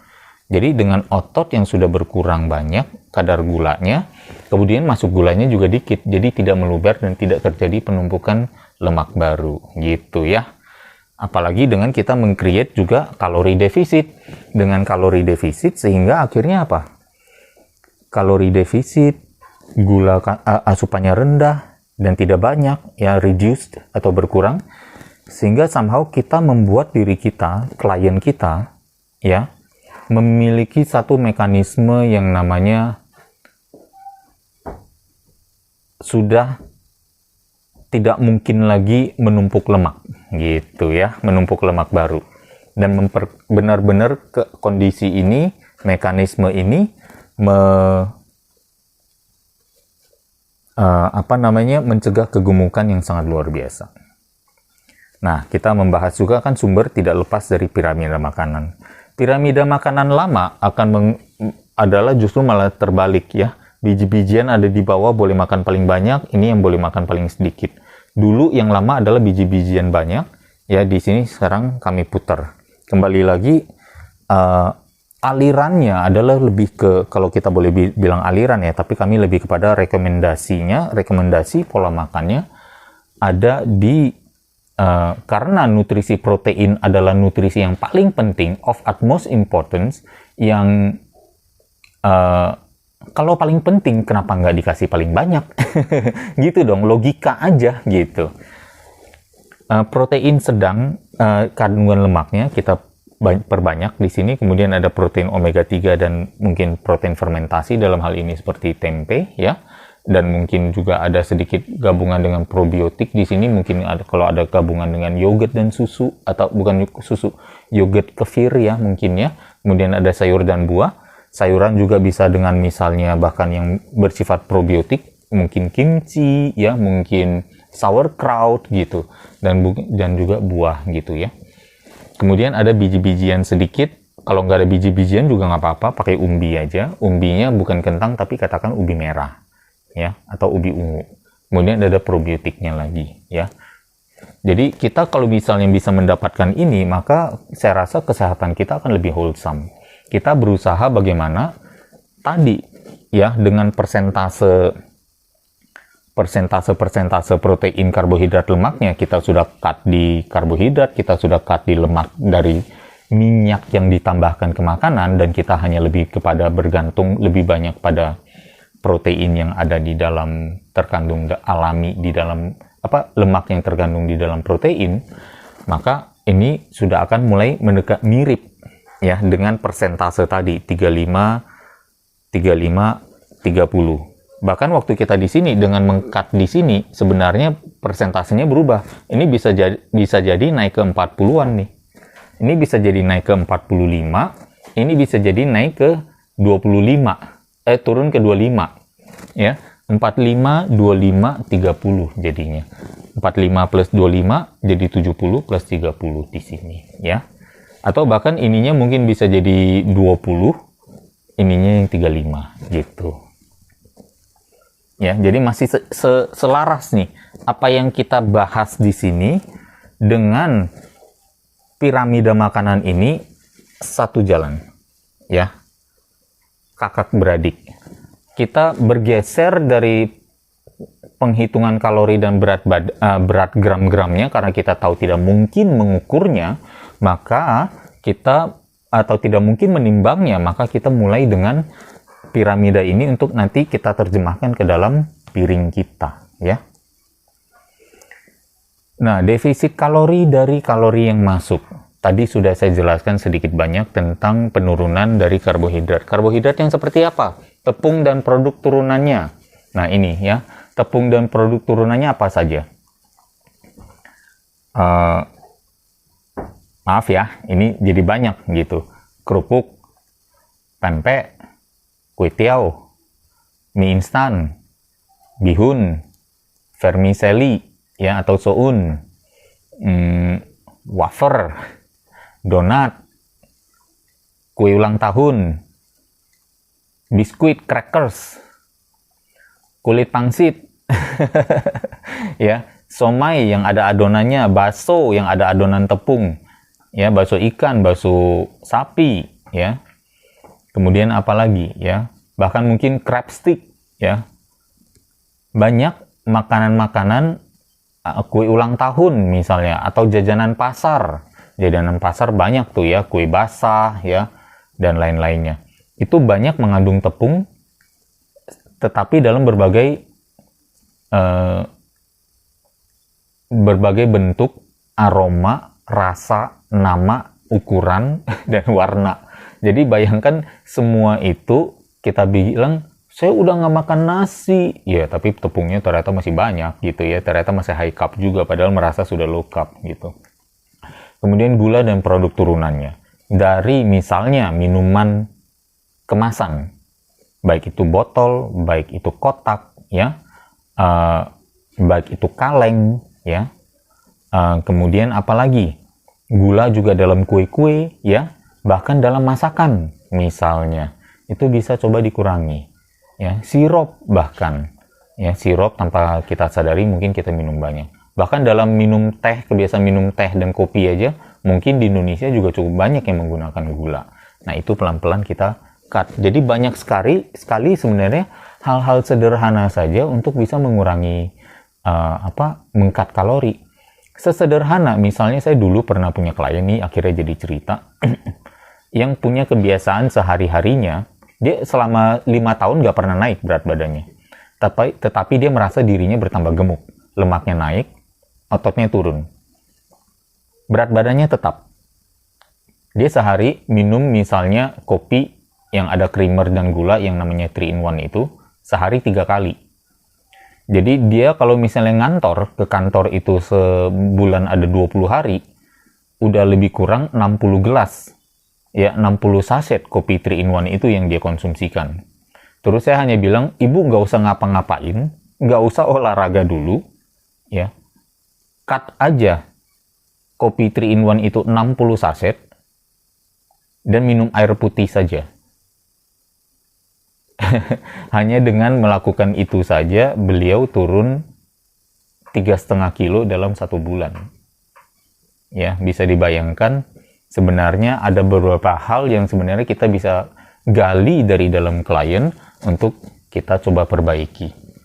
Biji-bijian tentunya ya, karena kebanyakan dari biji-bijian ternyata selain memiliki glycemic index yang tinggi seperti nasi, seperti bahkan oats yang instan ya,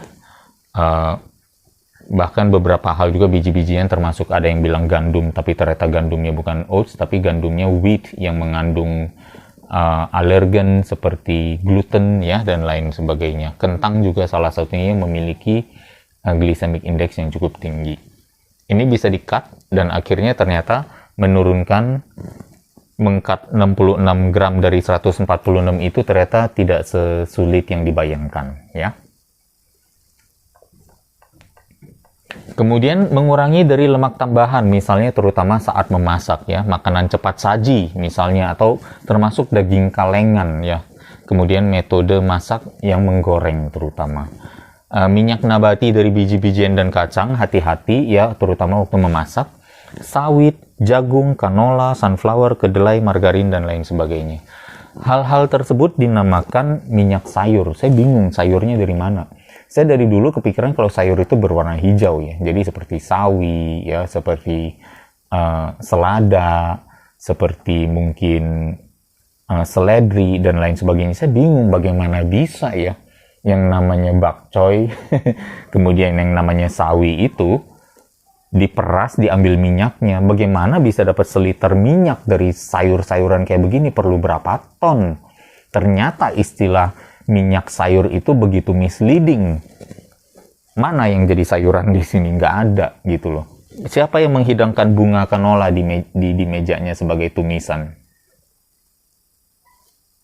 Sebegitulah kita selama ini ya,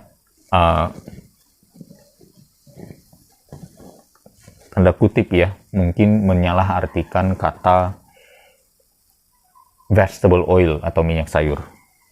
Ini adalah kelompok lemak atau minyak yang kita coba hindari. Ini adalah kelompok makanan yang bisa kita coba bukan tambahkan, tapi setidaknya tetap jaga konsistensinya tetap ada. Kalaupun saat memasak mau menambahkan sedikit minyak, bisa dari olive ataupun dari mentega, bukan margarin ya, mentega ataupun dari minyak kelapa. Seperti yang tadi saya bilang, ini adalah minyak saturated yang ternyata tidak berbahaya bagi tubuh kita. Defisit kalori. Nah, ini kan tadi defisit kalori dari yang kalori masuk. Ini defisit kalori kita coba bikin dari kalori yang dibakar. Ini agar untuk memudahkan teman-teman memiliki mental image bahwa menciptakan defisit kalori itu tidak harus terlalu drastis, ya. Yang penting kalau kita melakukan ini semua tanpa perlu kita hitung, kita mendapatkan defisit yang sehat secara otomatis, ya. Jadi bukannya apalagi nih yang harus saya kurangi? Pantang apa lagi? Enggak, kita hanya cukup dengan pemahaman. Hal-hal yang mengurangi kesehatan kita, yang selama ini kelebihan kita konsumsikan, bersih-bersihkan saja. Gitu, ya. Thermic effect of food, ya.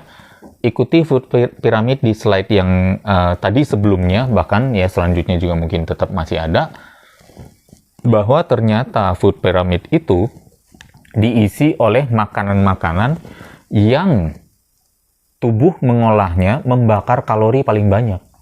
Enak kan? Gitu. Jadi meskipun makanan ini berlemak, katanya kalorinya tinggi. Iya, tapi badan membakar kalori juga. Jadi santai, nggak perlu takut sama makanan ini. Gitu maksudnya ya.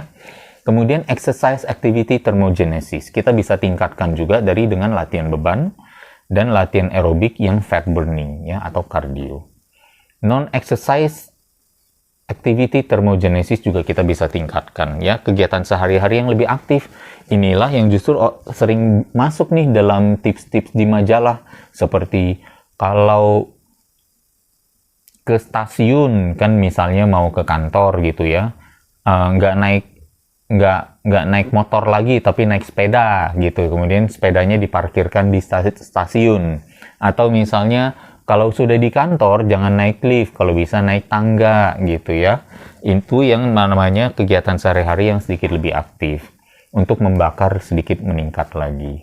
Ya. Kemudian non-exercise activity lain apa? Misalnya konsumsi oksigen pasca olahraga dari latihan beban ya. Jadi bisa kita dapatkan juga yang namanya, yang sering dibilang metabolic advantage of resistance training.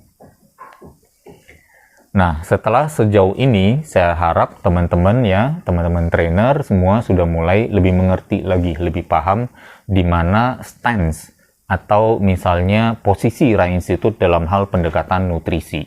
Ada yang bilang, kita nggak menyebut ini sebagai satu aliran diet ya, tapi kami di Rai Institute memiliki satu keyakinan beberapa informasi di luar sana pasti ada informasi yang baik, yang terfilter.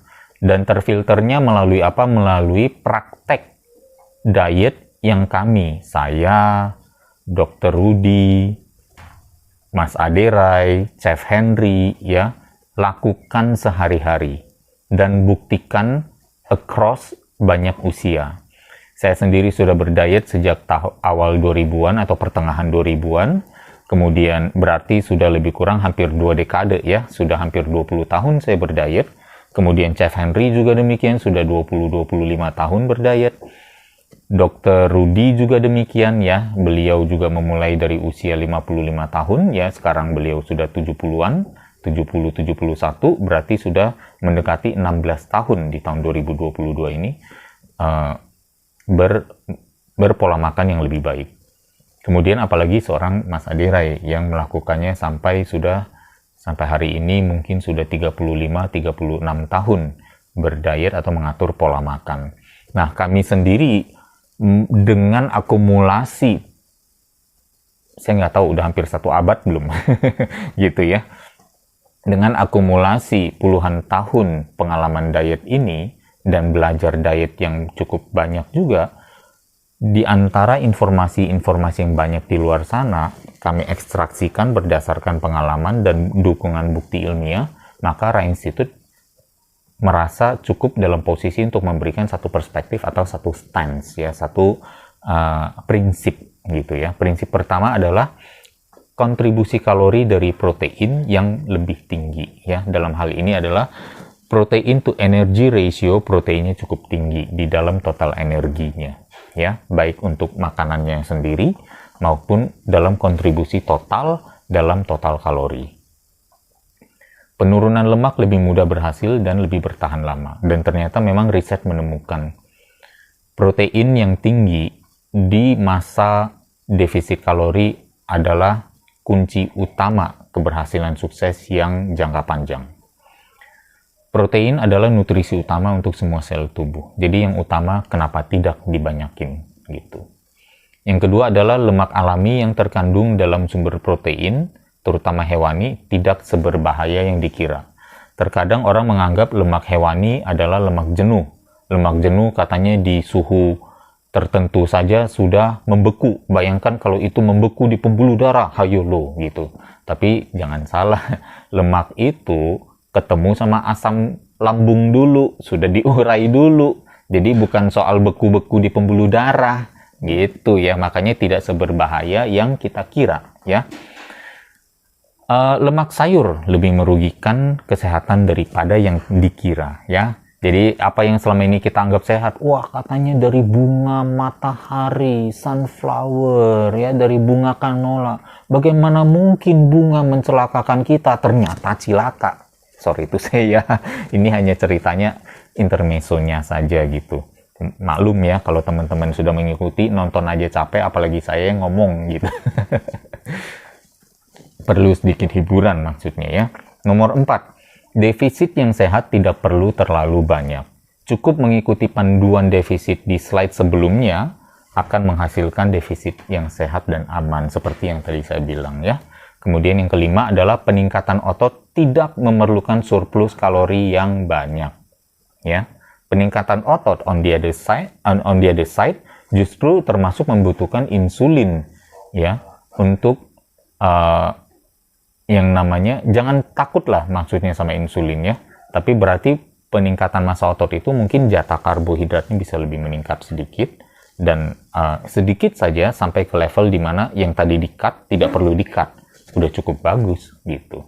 Jadi tidak perlu overboard juga yang sampai orang bilang dirty bulk gitu ya, itu bukan satu prinsip diet yang dipegang oleh Ra Institute ya.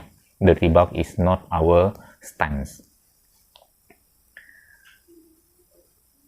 Bagi yang nomor 6, bagi yang sudah berkadar lemak rendah dengan komposisi otot yang memadai, insulin bukan untuk ditakuti, tetapi untuk dimanfaatkan. Nah, ini dia ya. Sebenarnya dalam ranah orang yang ingin menurunkan berat badan, saya sampaikan dulu yang nomor 7 ya, atau menurunkan lemak. Bagi yang berkadar lemak tinggi, yes, insulin ditakuti seolah-olah. Jadi kenaikan insulin dan periode durasi munculnya insulin di dalam tubuh perlu dipersingkat atau dikendalikan.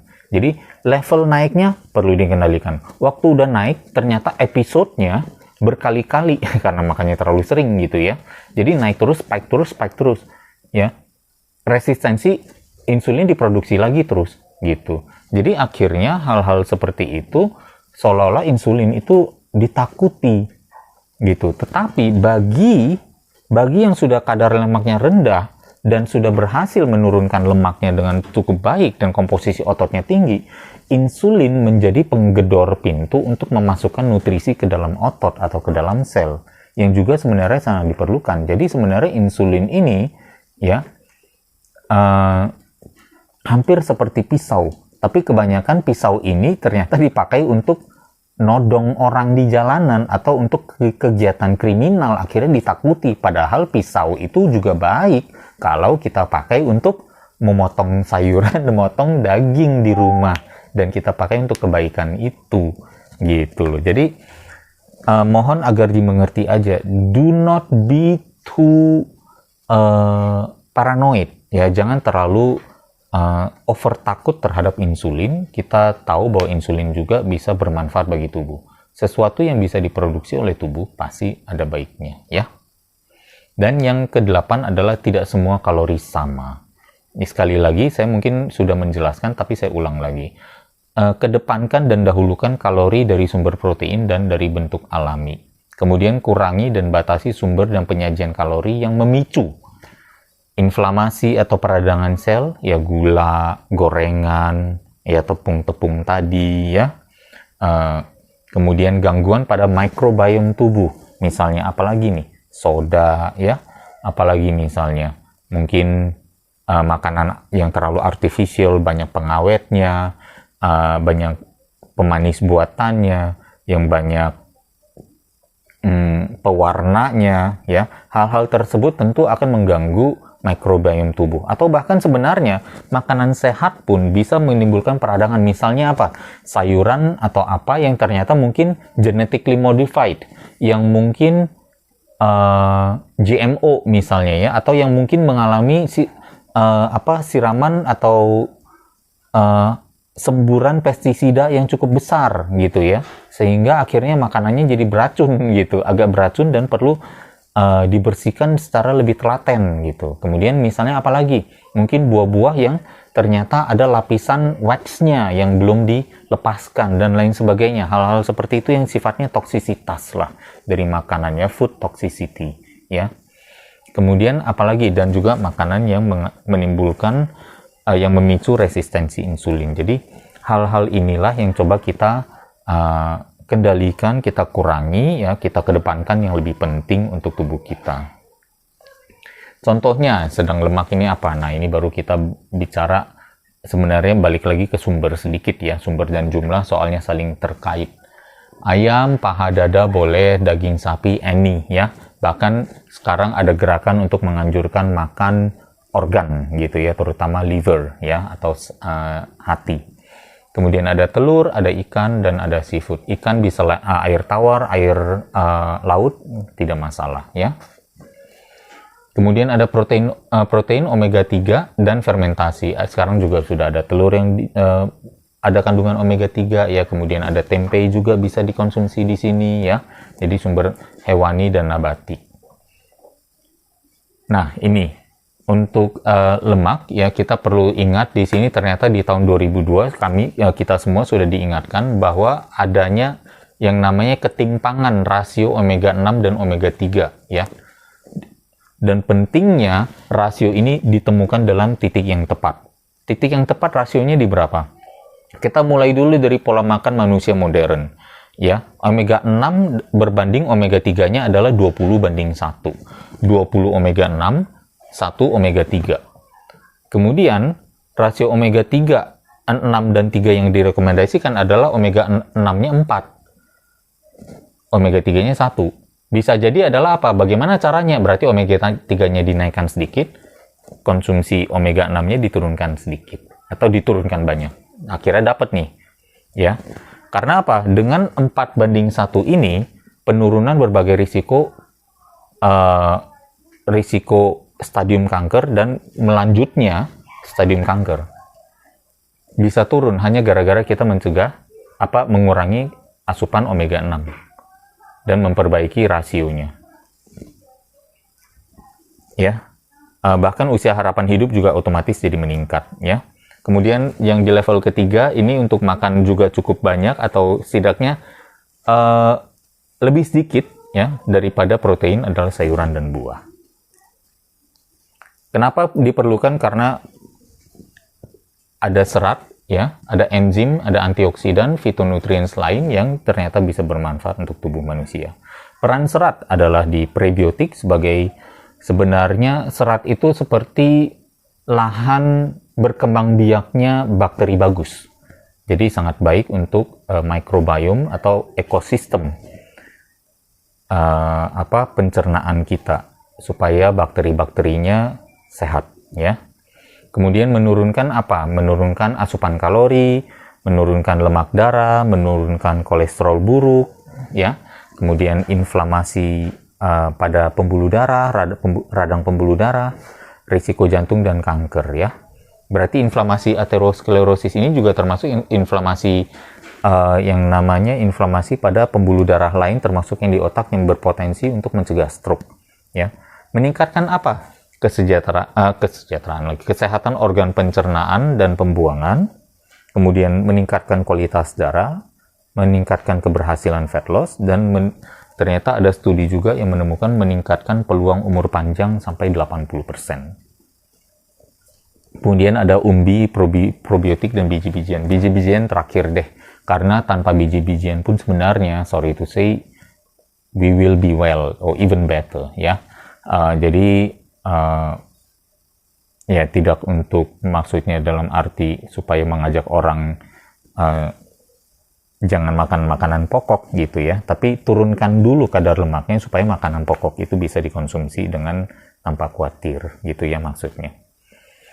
Oke, sekarang kita hampir pada akhir. Coba lihat nih teman-teman, misalnya ini intermittent fasting, puasa ya, kita sudah di sini juga mengukur kalorinya, dan kita putuskan untuk menurunkan 300 kalori, karena ini adalah kalori keluar. Kita tadi menggunakan kalori keluar juga untuk menghitung kalori masuk, berarti masih seimbang. Karena seimbang kita mau bikin defisit, berarti kalori masuknya harus diturunkan 300. Dikit aja ya, turunkan 300 dari karbohidrat dan lemak, dari tambahan minyak, dari gula-gula yang tidak perlu, tepung-tepung yang tidak perlu. Akhirnya kita harus, dan juga tentunya terjemahannya adalah dalam piramid makanan ini. Now, bagaimana sedekat mungkin memenuhi 1371 kalori? Tadi kan 1671 kan, karena defisit 300 jadi 1371 gitu. Bagaimana sedekat mungkin memenuhi 1371 kalori dengan raihan penghitungan nutrisi makro yang sudah ditetapkan? Ya, di sini. Dengan raihan ini, 146 gram protein, 80 gram karbohidrat, dan 52 gram lemak. Nah, kira-kira seperti itu ya. Ke dalam intermittent fasting, bagaimana mengcram ini ke dalam jendela makan yang 8 jam. Jadi berapa mil nih di dalamnya? Kira-kira besar milnya berapa? Berapa kali makan, dan kira-kira per kali makannya berapa? Dan akhirnya dengan protein yang cukup tinggi, kita bahkan bisa membahas tentang, ada riset baru yang tentang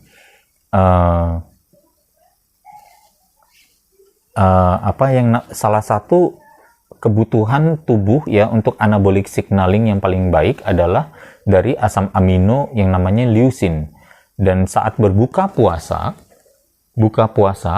ya ini start puasa, atau ini buka puasa, ini start puasa. Start puasa di sini, buka puasa di sini.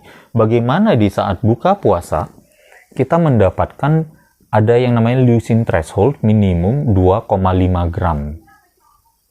Ya, dan itu kira-kira didapat dengan milnya itu seukuran 30 gram protein. Gitu ya. Kalau kita bisa 30 gram protein dan ini kebutuhannya hampir 150, berarti itu makannya hampir 4 kali loh dalam 4 jam, 8 jam ini. Jadi, misalnya buka puasa jam 12 makan, jam 2 makan, jam 6 makan, jam 4 makan, jam 6 makan. Tuh, gimana tuh? Ya, bisa nggak? Karena begini, akhirnya melibatkan sedikit produk yang namanya suplementasi. Nah, bisa ya. Sehingga akhirnya menjadi sesuatu yang lebih visible lagi. Ya, jadi berapa mil, berapa banyak per milnya, dan bagaimana penyajiannya. Kembali lagi, jangan lupa untuk menyimak modul dari Master Chef Henry yang sangat penting untuk membantu kita mempersiapkan makanan-makanan ini di piring kita dengan lebih enak, sehingga kita bisa bersahabat hati dengan pola makan baru yang enak di lidah, enak di badan. Nah, ini dia. Kalau buat saya, ini hanya semacam satu, bukan intermezzo ya, tapi the lighter side ya. Kalau teman-teman bisa ada waktu, coba deh cari berapa kandungan makronya per 100 gram bobot mentah. Gitu ya.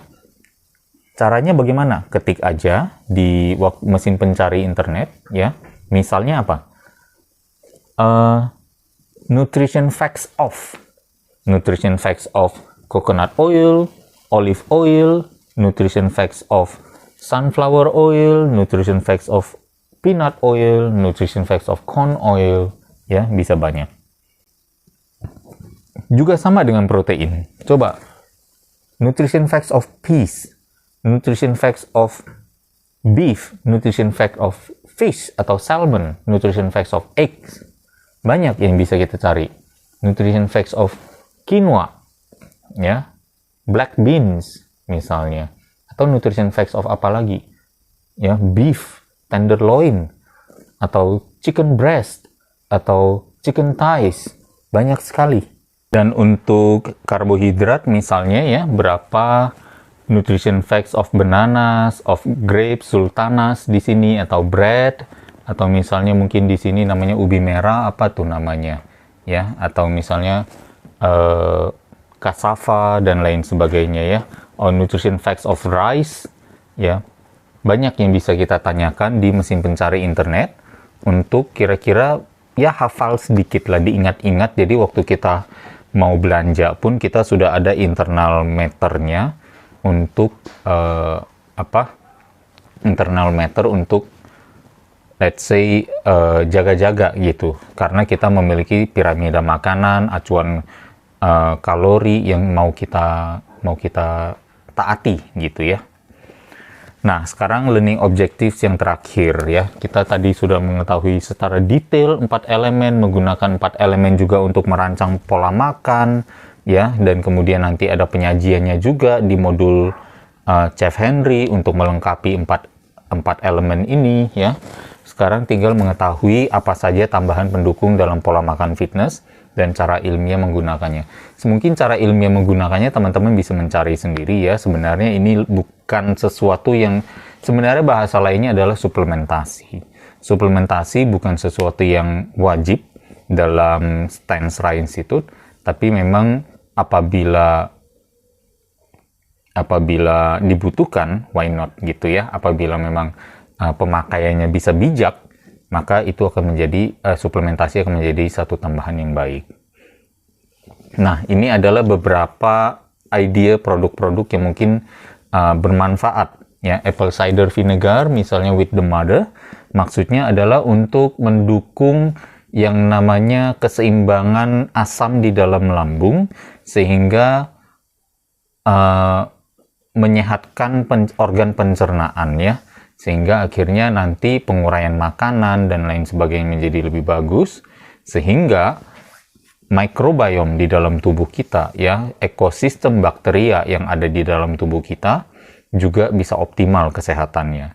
Dan untuk mendukungnya tentu prebiotik serat mungkin juga apabila dirasakan pola makannya kurang serat bisa ditambahkan sekali-sekali ya. Jadi bukan sesuatu yang sengaja mengurangi asupan serat atau sayur atau buah untuk nanti dapatnya di suplementasi, bukan begitu ya. Kemudian probiotik di sini ya, bakteri-bakteri ya, banyak sekali bakterinya, bisa lactobacillus dan lain sebagainya, banyak deh ya sekarang.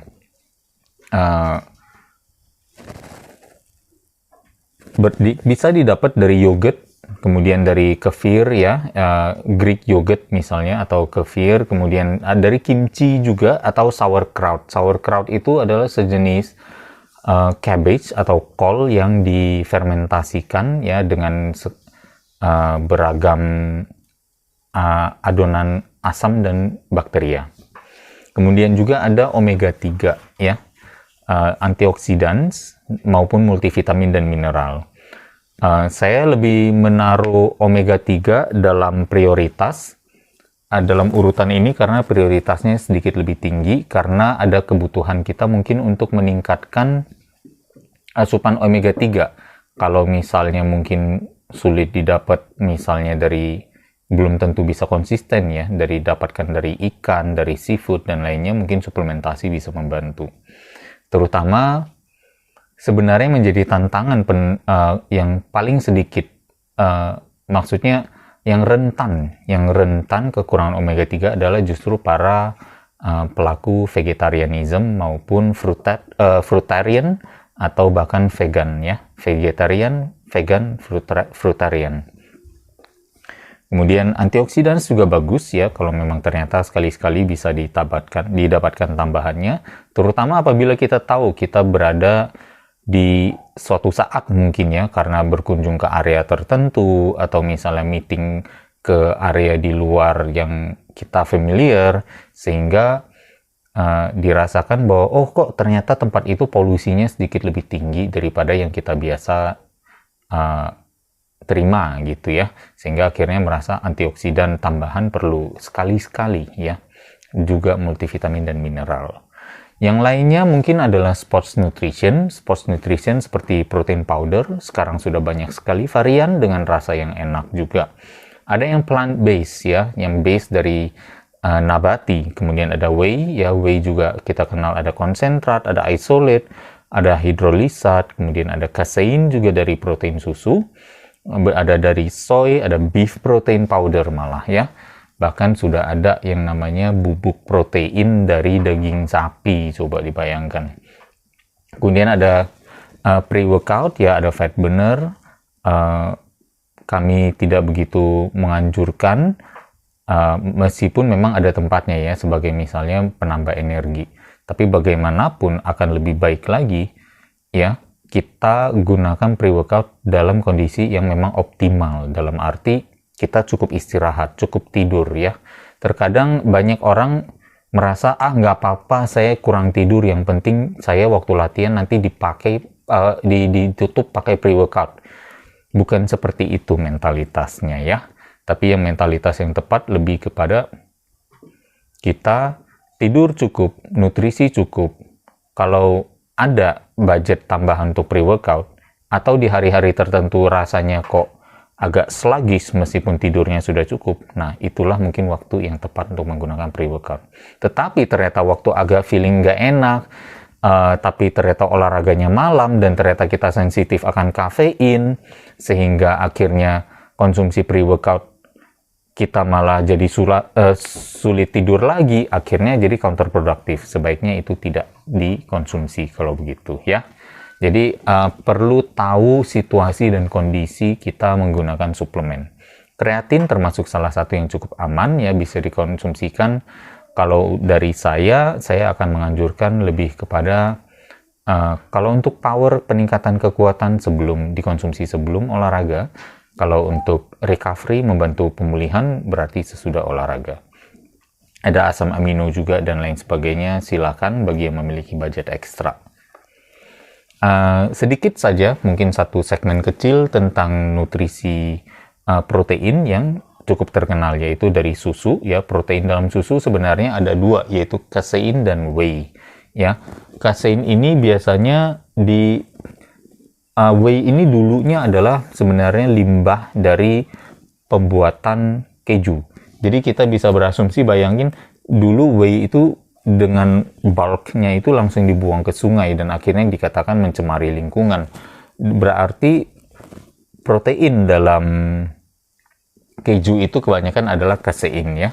Kemudian whey itu ternyata dirasa ini kayaknya mencemari lingkungan deh. Coba deh dicek apaan sih itu isinya. Siapa tahu mungkin bisa dipakai gitu daripada dibuang. Ternyata whey memiliki kualitas yang lebih bagus. Kualitas dalam hal ini adalah misalnya per 100 gramnya kandungan essential amino acids atau asam amino esensial dalam whey protein lebih tinggi daripada kasein atau bahkan protein-protein lainnya. Dan ternyata juga molecular weight, bobot molekular dari asam amino atau protein di whey protein itu ternyata lebih ringan, yang mengindikasikan lebih gampang diserap oleh tubuh. Ya, lower molecular weight, sehingga akhirnya bukan aja kualitas proteinnya lebih tinggi dengan kandungan esensial asam amino yang lebih bagus per 100 gramnya, tetapi juga lebih gampang diserap gitu, sehingga akhirnya menjadi satu suplementasi yang sangat populer sampai hari ini. Pertama kali whey itu baru dipasarkan mungkin di awal tahun 90-an ya. Kemudian whey itu sendiri dibagi ke beberapa kategori ya. Ada yang microfilter menghasilkan whey isolate menjadi 92% protein kandungan dari total bubuknya. Jadi misalnya per 100 gram bubuk, 92 gramnya protein. Lemaknya cukup rendah, bahkan sangat-sangat rendah. Ada yang ultra filtered dengan whey concentrate ya, mendapatkan whey concentrate dengan proteinnya 80% dari total bubuk. Mana yang lebih bagus? Dua-duanya fine, sama aja ya. Kemudian ada lagi yang namanya hidrolizat yang mana? Nah, setelah difiltrasi ternyata mereka kan masih protein utuh. Kalau teman-teman mengetahui bahwa ternyata misalnya ini slide masih ingat ya, bahwa asam amino itu kalau protein utuh asam aminonya terikat semua 19 atau 20 jenisnya. Kemudian dipotong-potong dulu ya menjadi dipeptide, tripeptide dan oligopeptide. Jadi asam aminonya ada rencengan 2, rencengan 3 ataupun rencengan 4, 5, 6 ya.